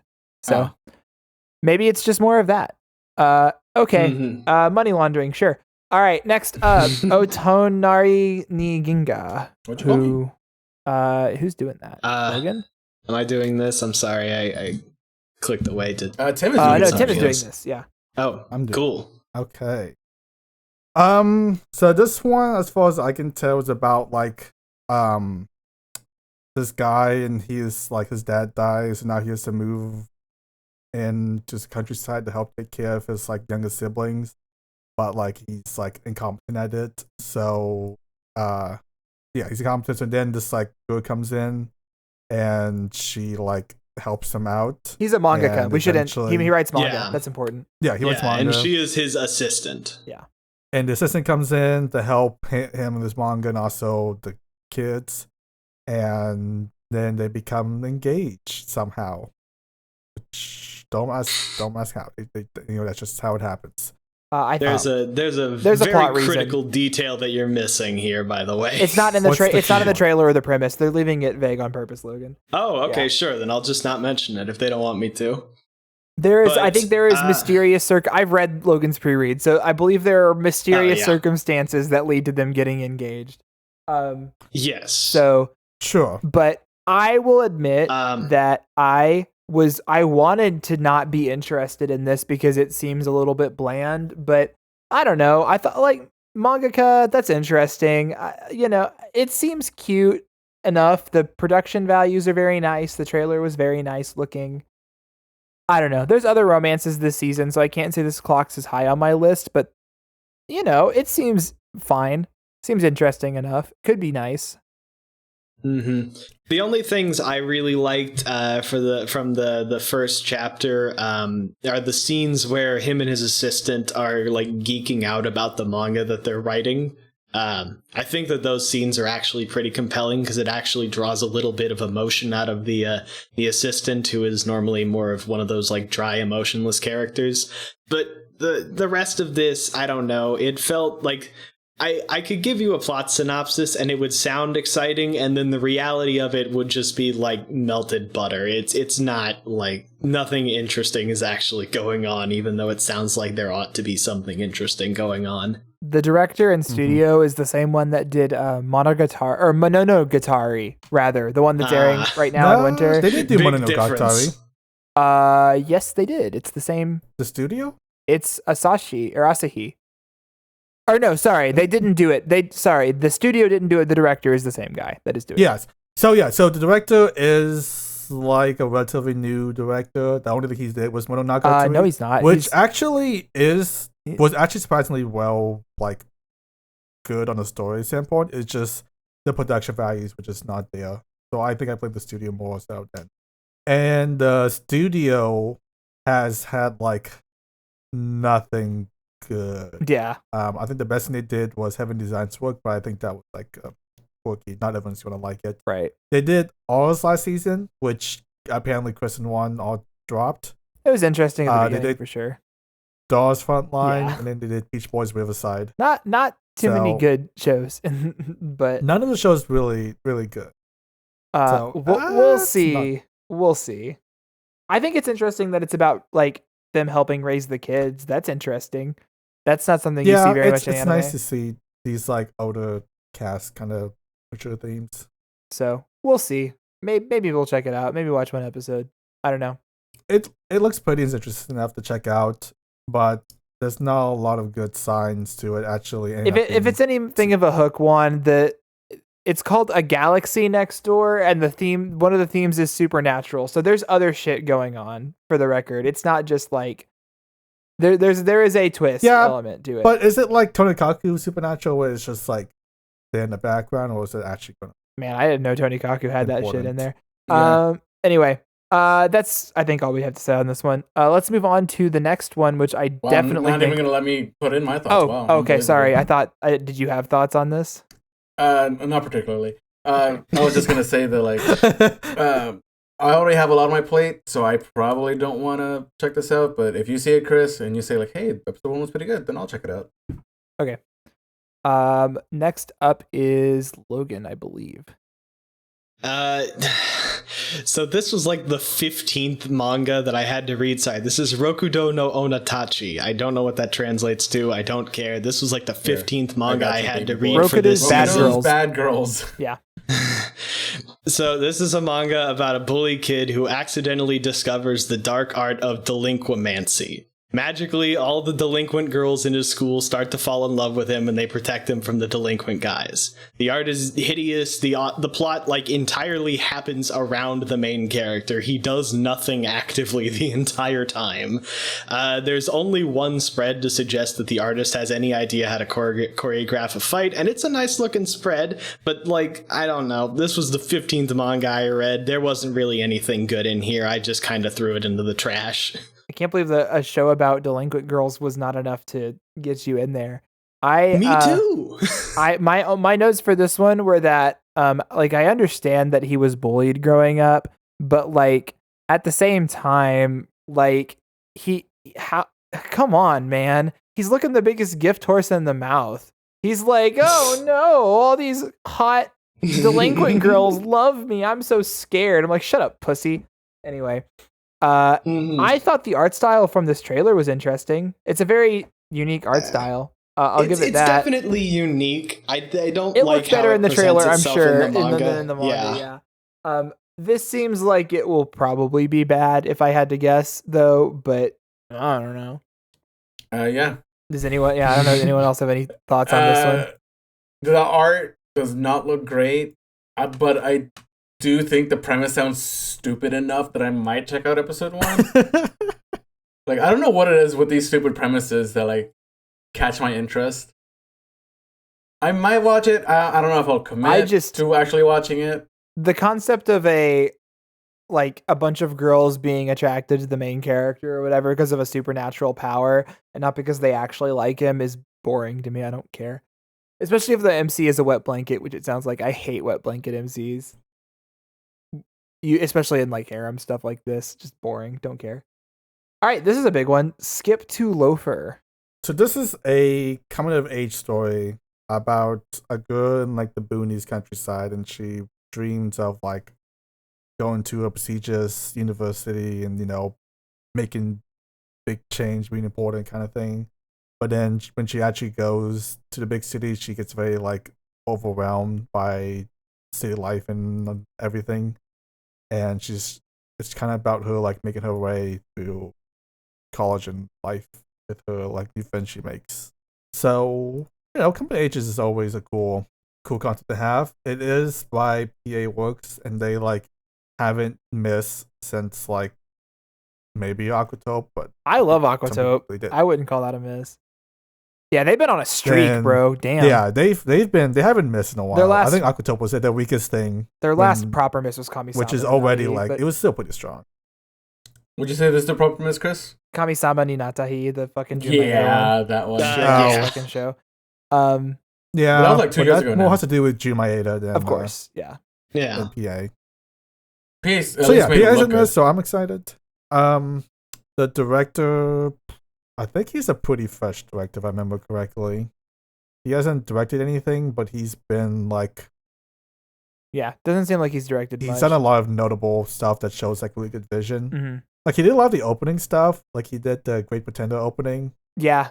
And the Kageki Shoujo. Kageki Shoujo. Mm-hmm. Yeah. Which are all like very cool openings. So I think he has good potential.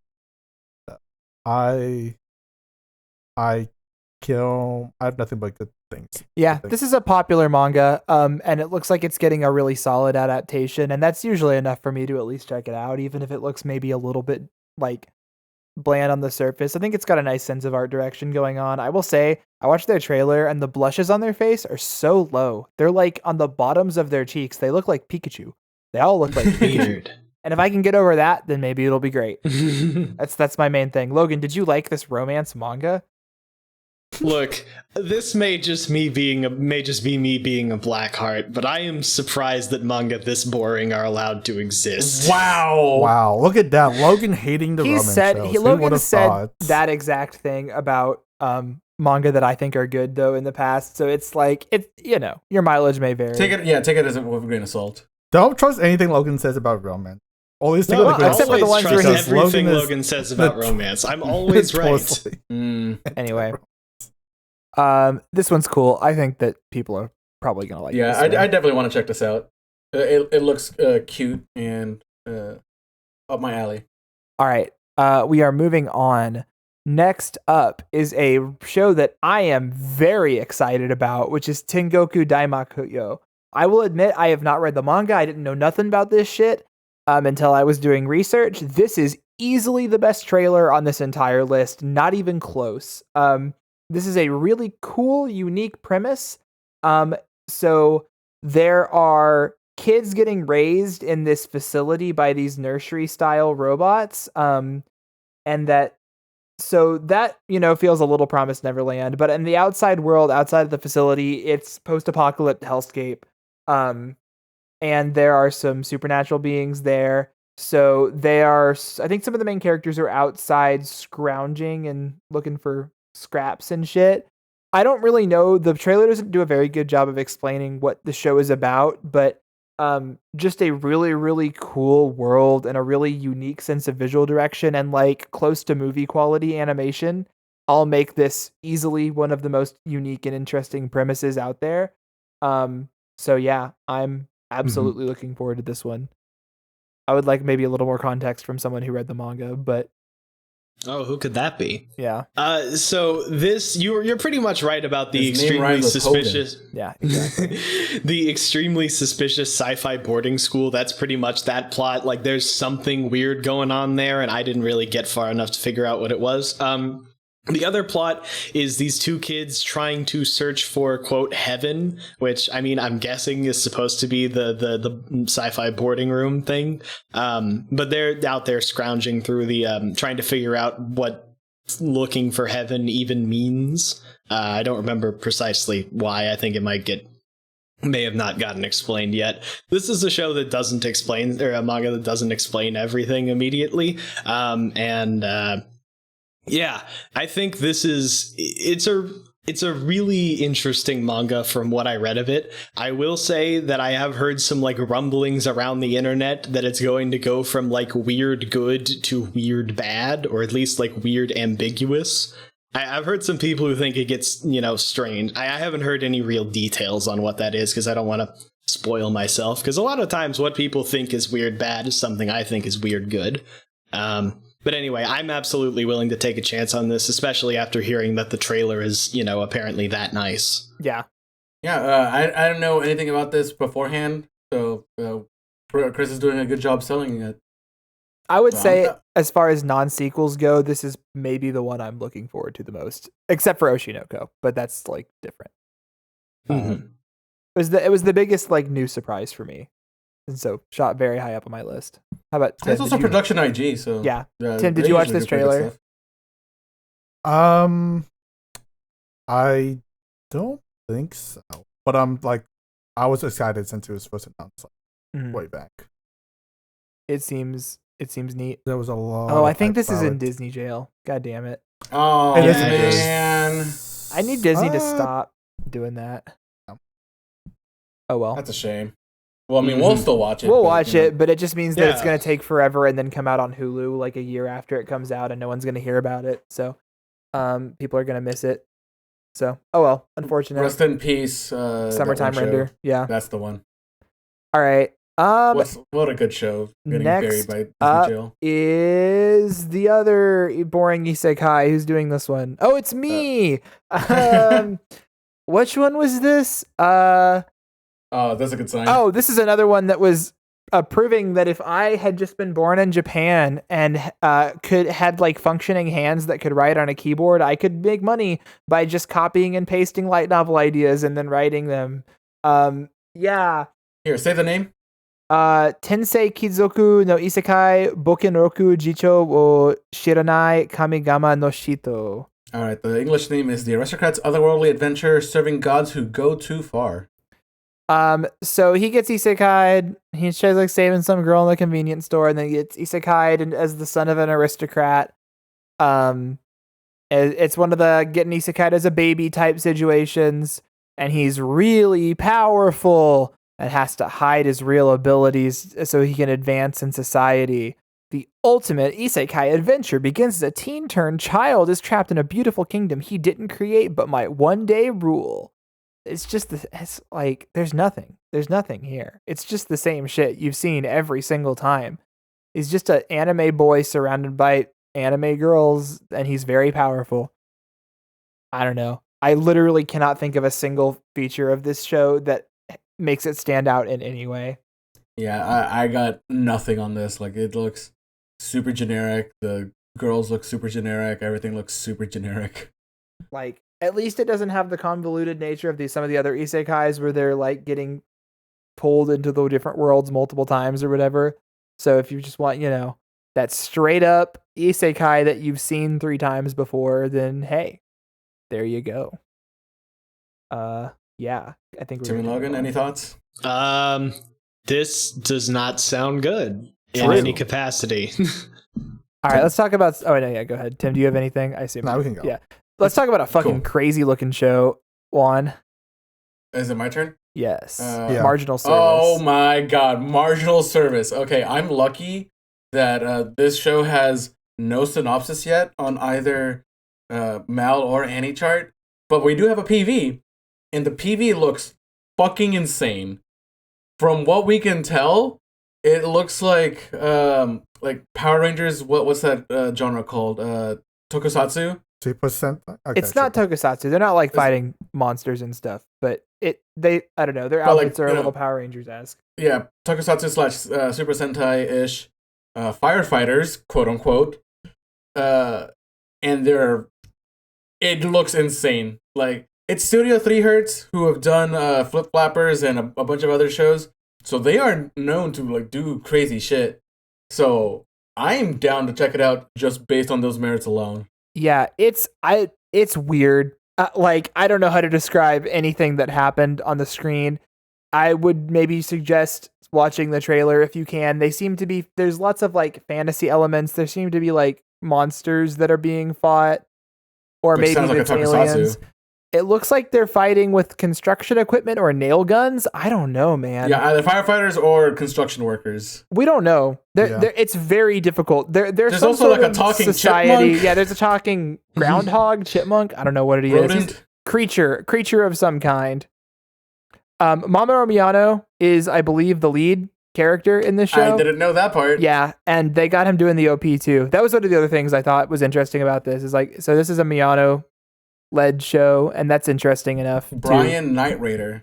Robin Timbert. enough to check it out. Timbert. Robin Timbert. That's a name. All right, Lyra Candyheart. Damn. Ooh. Anyway, I don't know, man. It's an original and it looks wacky, so I'm definitely checking it out. But it's by Cygame, and Cygame is producer for this one, but they also produce Akuma Maid, so we can kind of expect something along the line of that. Ooh, hell yeah. Also, when this like show got announced, the first like visual we got for it was them all being like buck naked. yeah, I see the picture. Hell Everyone was yeah. being very confused and losing their mind, being like, "What the fuck is this?" Anyway, so oh my god. yeah, I see it too. Oh, Can't Chris, share that yeah, that was please the make only thing we got. It was put it like on the stream, the Chris, show please. announced. I literally it's not don't the think visual, I and that was can. it. Anyway, this one seems crazy. I'm definitely checking it out. I'm very curious. All right, moving on to something completely different. Next up is Watashi no Yuri wa Oshi goto desu, which I believe translates to something like Yuri is my job. Yeah. Okay. So, the main character, her name is Hime, and she gets roped into working at a maid cafe.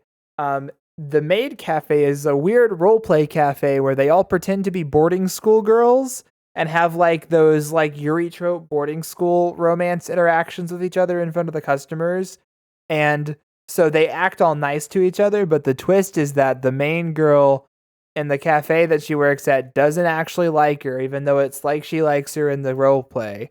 And I think it's like, and then it's like a rom-com after that. I don't know about this one. It's like proper Yuri, I'm pretty sure. Like, I think it's a Yuri manga and it's like real Yuri. And that usually is enough to get me to watch it, but I don't know. This one looks pretty mid to me. I don't have any strong indications whether this is going to be good or not. I have zero interest in this. Like, I don't know. Maybe it's cute. It draws a lot of the humor, at least in the early chapters, or at least in the first chapter, which is all I bothered to read of it, from the fact that all of the cafe girls act very differently from their cafe characters, and that's supposedly extremely funny. Doesn't sound super funny to me. The only other real thought I had about this is that if I had a nickel for every time this shoujo manga said this is just like a shoujo manga, I could pay someone to read this for me. Exactly. That's This one. just sounds like Blend S, but like worse. But like Yuri. What's up? Is this the studio that did reviewers and Dude, it's Passion. They do a bunch of horny shit. But this one doesn't really seem horny. It seems very tame. Yeah, it does seem tame. Well, but like it's Passion. Like they just do like big titty things a lot. Hey, if it works. I don't know. I might watch episode 1. Like they did Renai Flops too. Like I can be tricked. I will not be tricked on this one. Yeah, but this is probably, I mean, like if you're desperate for Yuri, which I know there's lots of people that are because it is tend to be underrepresented. Yeah, I know you're desperate for Yuri. You're like, I gotta have my Yuri fix every season. That's not true. Anyway, I mean, like fucking, we're getting Butch from Gundam season 2 this season you're anyway. right. So like, whatever. Oh, you're right. So then, yeah, your Yuri quota is filled. Also, we have a pretty good one this season too. So, all right. Next one up is World Dai Star. Tim, I believe, is doing World Dai Star. Yes. I don't think anybody has a synopsis for this. It's just a We fucking know it's a mixed media idol show. Yeah, that's all you really need to know about it. Well, It's mixed media idol project. They're just Then making why did That we being bring it up? another one. said, Mika's doing the character design for this one, and you can tell she's a Ooh. very unique Yeah. style, and I'm a big fan. who's Mika? She did the character design for the new Fire Emblem. Oh, Mika Picasso. Yeah. You should have said Picasso. Picasso's more recognizable than Mika. Sorry. I thought everyone was looked it up. Okay, anyways. Okay, well, now that you said that, then like I'm kind of more interested. You're not gonna watch a fucking mixed media idol project show, don't Probably not. fucking kid Probably yourself. It not. is Studio Lush, and like they actually do a good job with mixed media idol stuff. Like they did Utterly Pride, which I believe was also another mixed media, and that one was actually like competently, like actually well done.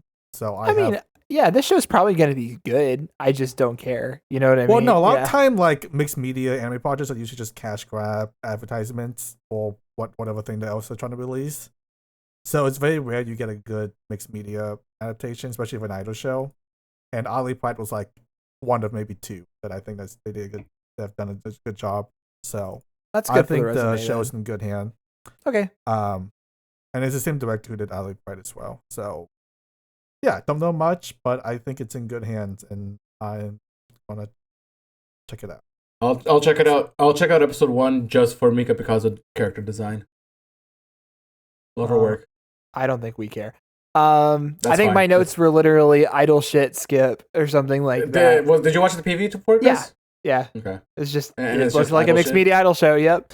All right, cool. Okay. Next up, I think Tim's doing this one as well. Yamada-kun.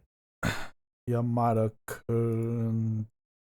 To Level 999. 999. Yeah. Right. It's- Loving So Yamada this is at like- level 999. It's Net Jojo Susume 2. It is? Basically. It basically is, but like without the like wholesome, like innocent vibe with it. But both like it's basically like two gamers fall in love, which is the premise. I don't know too much more than that. All I know is that it is Madhouse, Yeah. which I'm Oh, a big fan of. shit. The preview was nice. Production was nice. Looked good for sure. It's the director of Chiafuru, which is Double Yo. Nice. Mm-hmm. Love his work, Chiafuru. So And Ore Monogatari. This is a great Kanabun director. is doing the OP? yeah, and Kanaboon's doing the opening. So There's a lot stacked in its things to be favor. hyped about. Even though I don't know Oh, much Inori about Manase it. is doing the main girl. She's the main. It's yeah. definitely a high production thing. I don't know. This one looked cute. But you know, like This, as far as romance, it could be I think this bland. is the So most like mainstream popular romance of the season. not Skip Loafer or one of the other ones. Well, Lofa is like coming of age. I don't think it's a romance show. And then the other like Telescope, the Night Star one, is probably a little bit of a slow burn for like the mainstream appeal. I think if people recommend a romance this season, it's going to be this one. I want to check this out just because of Madhouse. Like, it's been a while since we got like a Madhouse show, hasn't it? No, no. We had the Sunny Boy was Madhouse. I mean, Yeah, and that was like a year and a half ago now. they did And they did some other stuff, Mushikawa too. Hime, which we didn't watch. And then before that was Tack Top, which was bad. But so they've been a little bit more inactive. This is still this was a nice looking The trailer. Vampire Never Dies, which is literally airing this season. Did they do that? Yeah, and they did It's not showing up in their history. On I see it. Anyway. Yeah. Anyway. This is why you go to Mao. Oh no, there it is. I'm just blind. Anyway, I think Logan read this. I don't think he liked it, but you can tell us. Logan hating a romance. What a surprise! I read this and I didn't like it. It's really boring. I don't. You sent us a really funny screenshot from it. This is gonna be. Wait, did I? That was the Did you? I fell in love with the final boss class guy, and I will capture the heart of this high school gamer boy's heart. Yeah, the bit in this one is that the guy only cares about the World of Warcraft clone that they're playing. Like he does Wow, not just like give me, a for damn real, about for this real. girl at all. At least in the first couple of chapters. That was a joke, by the way. I'm not like that for real, for real. Yeah, Juan does not play Warcraft, fortunately. Yeah, I play Xenoblade, which has Warcraft-like gameplay. Combat, at least. Anyway, go on, Logan. But yeah, it's kind of nice that the girl is on the chase for once. It feels like that is not a thing that usually happens, but that is not nearly enough to like make this stand out from all the other rom-com sludge that comes out every season. So No, I am not interested in this at all. I don't know if the premise of like gamers romance is gonna do it for If they me. don't make it cringe, I think it's fine. Yeah. Because there's plenty of time when they I make think it super they'll do a cringy. good enough And job this at that. one seems like it's gonna. It's running up against Netju, which is like I like Netju a lot, and I don't know if it's gonna be better than that for having. I think it's. I think the only comparison with Netju and this is that they're both like gamers, and that's it. I think it's gonna be a completely different 180 vibe. Well, they both because the whole point of online, Netju was right? like they're both like antisocial, don't like communicating thing, and this was to be this like very slow burn, cute romance kind of thing. And I don't think this is kind of like that. Yeah, I guess so. This feels more like Wotakoi. I feel it's way more like Wotakoi. Sure. As far as like the dynamic nerds in personality. love. Yeah. Yeah, that it feels more like that. Valid. Either way, it's another romance. Like I said, there's a lot this season, so there's a lot of like different flavors of romance too. So I think that's nice for everyone that's interested. I think I'm down to check this out. Yeah, I'll probably check it out as well. High production values for sure. All right, and the last one on the main list. Juan, tell us about Yusha Gashinda. Oh man, I sure do love being assigned ecchi shows. The legendary hero is dead. From what I can tell, it's not an isekai, but like it's just a fantasy show. If it's a fantasy show with that isekai flavor to it.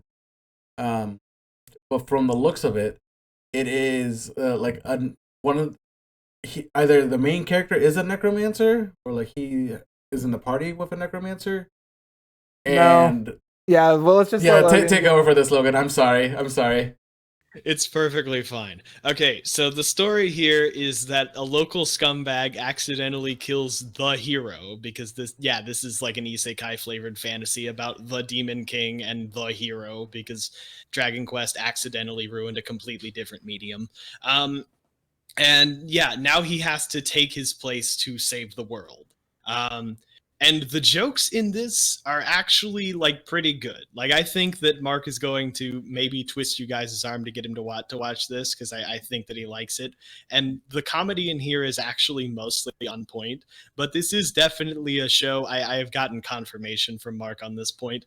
By perverts for perverts. Awesome. I think this might be one of the better ecchi bros shows, but I think that this is still definitively like something for the ecchi bros. I think I read the first chapter of this like a long time ago. And so it was interesting to see that it is getting an adaptation finally. And I reread the first chapter for this and like, yeah, I don't like anime where the joke of like and the comedy is like, haha, I'm a pervert. And like, I'm looking at boob.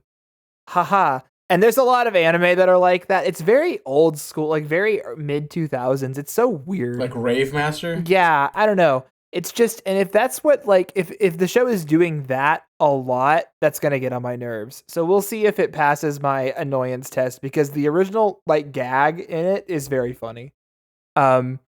So like I don't know. We'll see. I'll probably watch a little bit, but my hopes are not particularly high. Even if it might be like a popular manga that people like.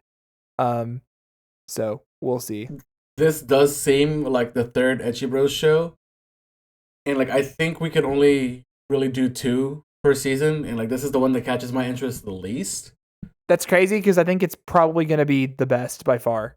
Like probably. It's probably the one that Mark pushes for the most. Yeah. So we'll see how that goes. Yeah.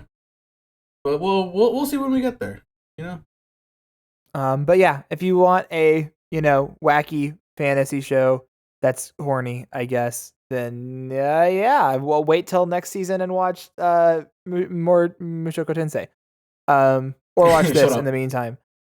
Yeah, and I think with that, we are done with our list of official new non-sequel shows. So damn, that was a lot. There's a lot of shows this season. Yeah, that was our main list, but now we got the sequel power. So yeah, there's also plenty of sequels. We are just gonna go through a shit ton of them. We're just gonna go through these real fast and say if we're watching them and if we're interested or whatever and what we're excited about. We're not gonna spend too much time just because if you know about these, you're probably already interested in watching them. But there's lots, so we're gonna talk about them. First up, Birdie Wing Season 2, baby! Let's fucking go! I'm the only God. one that's excited about this. Yeah, I think. Chris is the only Birdie Wings Logan fan in is, the world. right, Logan? Surely. I'm looking forward to seeing if they can capitalize on the good first half of the anime. And I like this show a lot. I think it's a lot of fun. If there's a rocket launcher in episode 1, then I'll keep watching it. If not, I'm dropping it after episode 1. Once a coward. All right, Dr. Stone season 3. We finally got around to watching the OVA the other night. It was excellent, and I am probably one of the most excited of all the sequels on this list. I am so happy Dr. Stone is back. Yeah, it's such a great show. This arc of Dr. Stone looks fun, so I'm excited.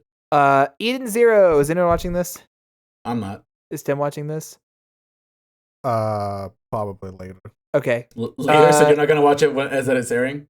I'll binge it probably. All right. Cool. Smartphone Isekai. Did you even watch season 1, Tim? I did. Are you gonna watch season 2? It's not awful. Or I'm bad. sure. It's just like there's probably like a million other shows I think should probably get a sequel before this one gets. But it got a sequel. sequel anyway. So it makes me wonder why. But like, because the light novels sell. Gundam Witch from Mercury. We're finally getting the second core of that. Yeah, me and Chris. Very excited about that. This is our Yuri quota. Yeah, because it really their relationship was on great standing at the end of the last season. Listen. Don't worry about that. It was just starting to get into proper Gundam at the end, so we're excited about that. I hope there's like a time skip. Fucking crazy.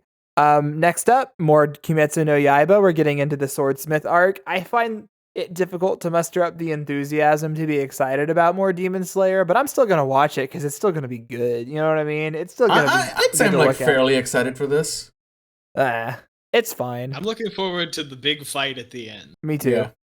I heard there's like a big fight at the beginning, so it might catch our attention at the beginning. Next up is Kuma Kuma Bear season 2. I did not watch this. Tim, did you watch this? Yeah, this one's actually fine. I've heard it's fun, so good for like the people that show, right? are looking for it. The big one, can't believe it was so long. Mahotsukai no Yome season 2, Ancient Magus Bride. Wow, this really Chris, did air a million years to, ago. We don't have to. We could just lie on the podcast and say that we're really looking forward to season 2 of this great anime. These two has definitely finished watching it. We did. We finished season like 5 years ago. There's a long and complicated story as to why we haven't finished it, but we will be finishing it and we will be watching season 2. Next up is Osama Ranking season 2. Very happy that this one's getting one so soon after season 1. Easily one of the best shows of the year it came out. Very, very excited to see Boji move on and continue his adventure. And getting that Osama Ranking. Though, from what I understand, it's a side story, not necessarily a season 2. Yeah, I've heard that too, but whatever. It's a side story. It's more Osama Ranking. It's going to be about Boji and Kage. That That's all I want. Yeah, exactly. Next up is more Idolmaster Cinderella Girls. I don't know if Tim has insight on what this is. It's a completely different cast of girls from the other Cinderella girls, but it's in the same like universe. Oh, interesting. If I remember correctly. So it's a spin-off series. Spin-off of Cinderella Girls, but I'm sure if you're Idolmaster pilled, you're already watching this. Next up is Tokyo Mew Mew season 2. I heard the reboot was pretty cool if you're into Tokyo Mew Mew. I heard it was kind of mid, actually. Whatever. Yeah. I heard it was kind of mid, too. Well, none of us are watching it. None of us are watching it, man. And then last but not least is Tonikaku Kawaii season 2, which I forgot this was happening. Yeah. So that means we have 4 Ecchi Bros shows, so we're probably going to have to drop something for sure. But it's cool. We can probably manage 3. It's cool that this show's getting a second season. This could have been a Juan Chris Mark show. I didn't get on the train at the beginning. It sounds really cute. It's actually very cute, and you would actually like it, Chris. Yeah, I'm sure I would, but I'm probably not going back and watching season 1. And that's it.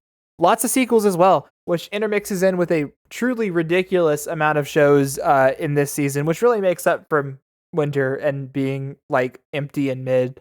So I am quite excited about this one. Anime back on the menu, lots to watch, and hopefully we will have lots to say about what's coming up next. But let's go ahead and do a top 3 real quick. Juan, you got that cooking yet? Yeah. So I think the top 3 shows that I'm looking forward to the most, probably a little mainstream, but that's just how I am sometimes.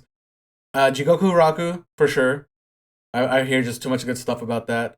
Oshi no Ko, also hear just a bunch of good stuff about that. And Mashal, also hear just a bunch of good stuff about that. Well, actually, you know what? Scratch Mashal, Marginal Service. That PV really got me. It's looking kind of crazy. Yeah, I'll skip on Oshinoko because I don't want to be repetitive and say Jigokuraku for sure.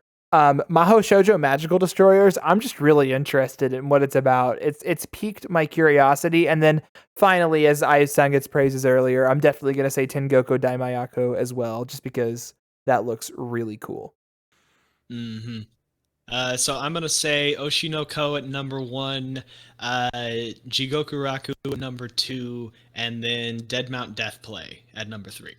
Oh, the Bakuno author one? Yeah, the Bakuno author one. And Tim? Alright. Let's see. Skipping sequels, I'm gonna say Oshinoko, Tengoku Daimakyou, and probably let's say skip to Loaf. Yeah. Soft shout out to the Insomnia Telescope. Oh, yeah, one. that I think that one one looks nice too. And big shout out to Kizuna no Atleo, the VTuber Academy show. No, fuck you. That's good. That show's gonna be so ass. All right. I think that's about all we have. Thanks for stopping by for this preview episode. It should be followed up very soon as everything's wrapping up for the winter season with our winter recap. Come and see how we felt about winter as a whole and all the different shows. There were, in fact, some good shows mixed in all the mid there. We promise. And then after that, we will have our first reaction to this season, so you can see what we're actually committing to watching and what we actually like.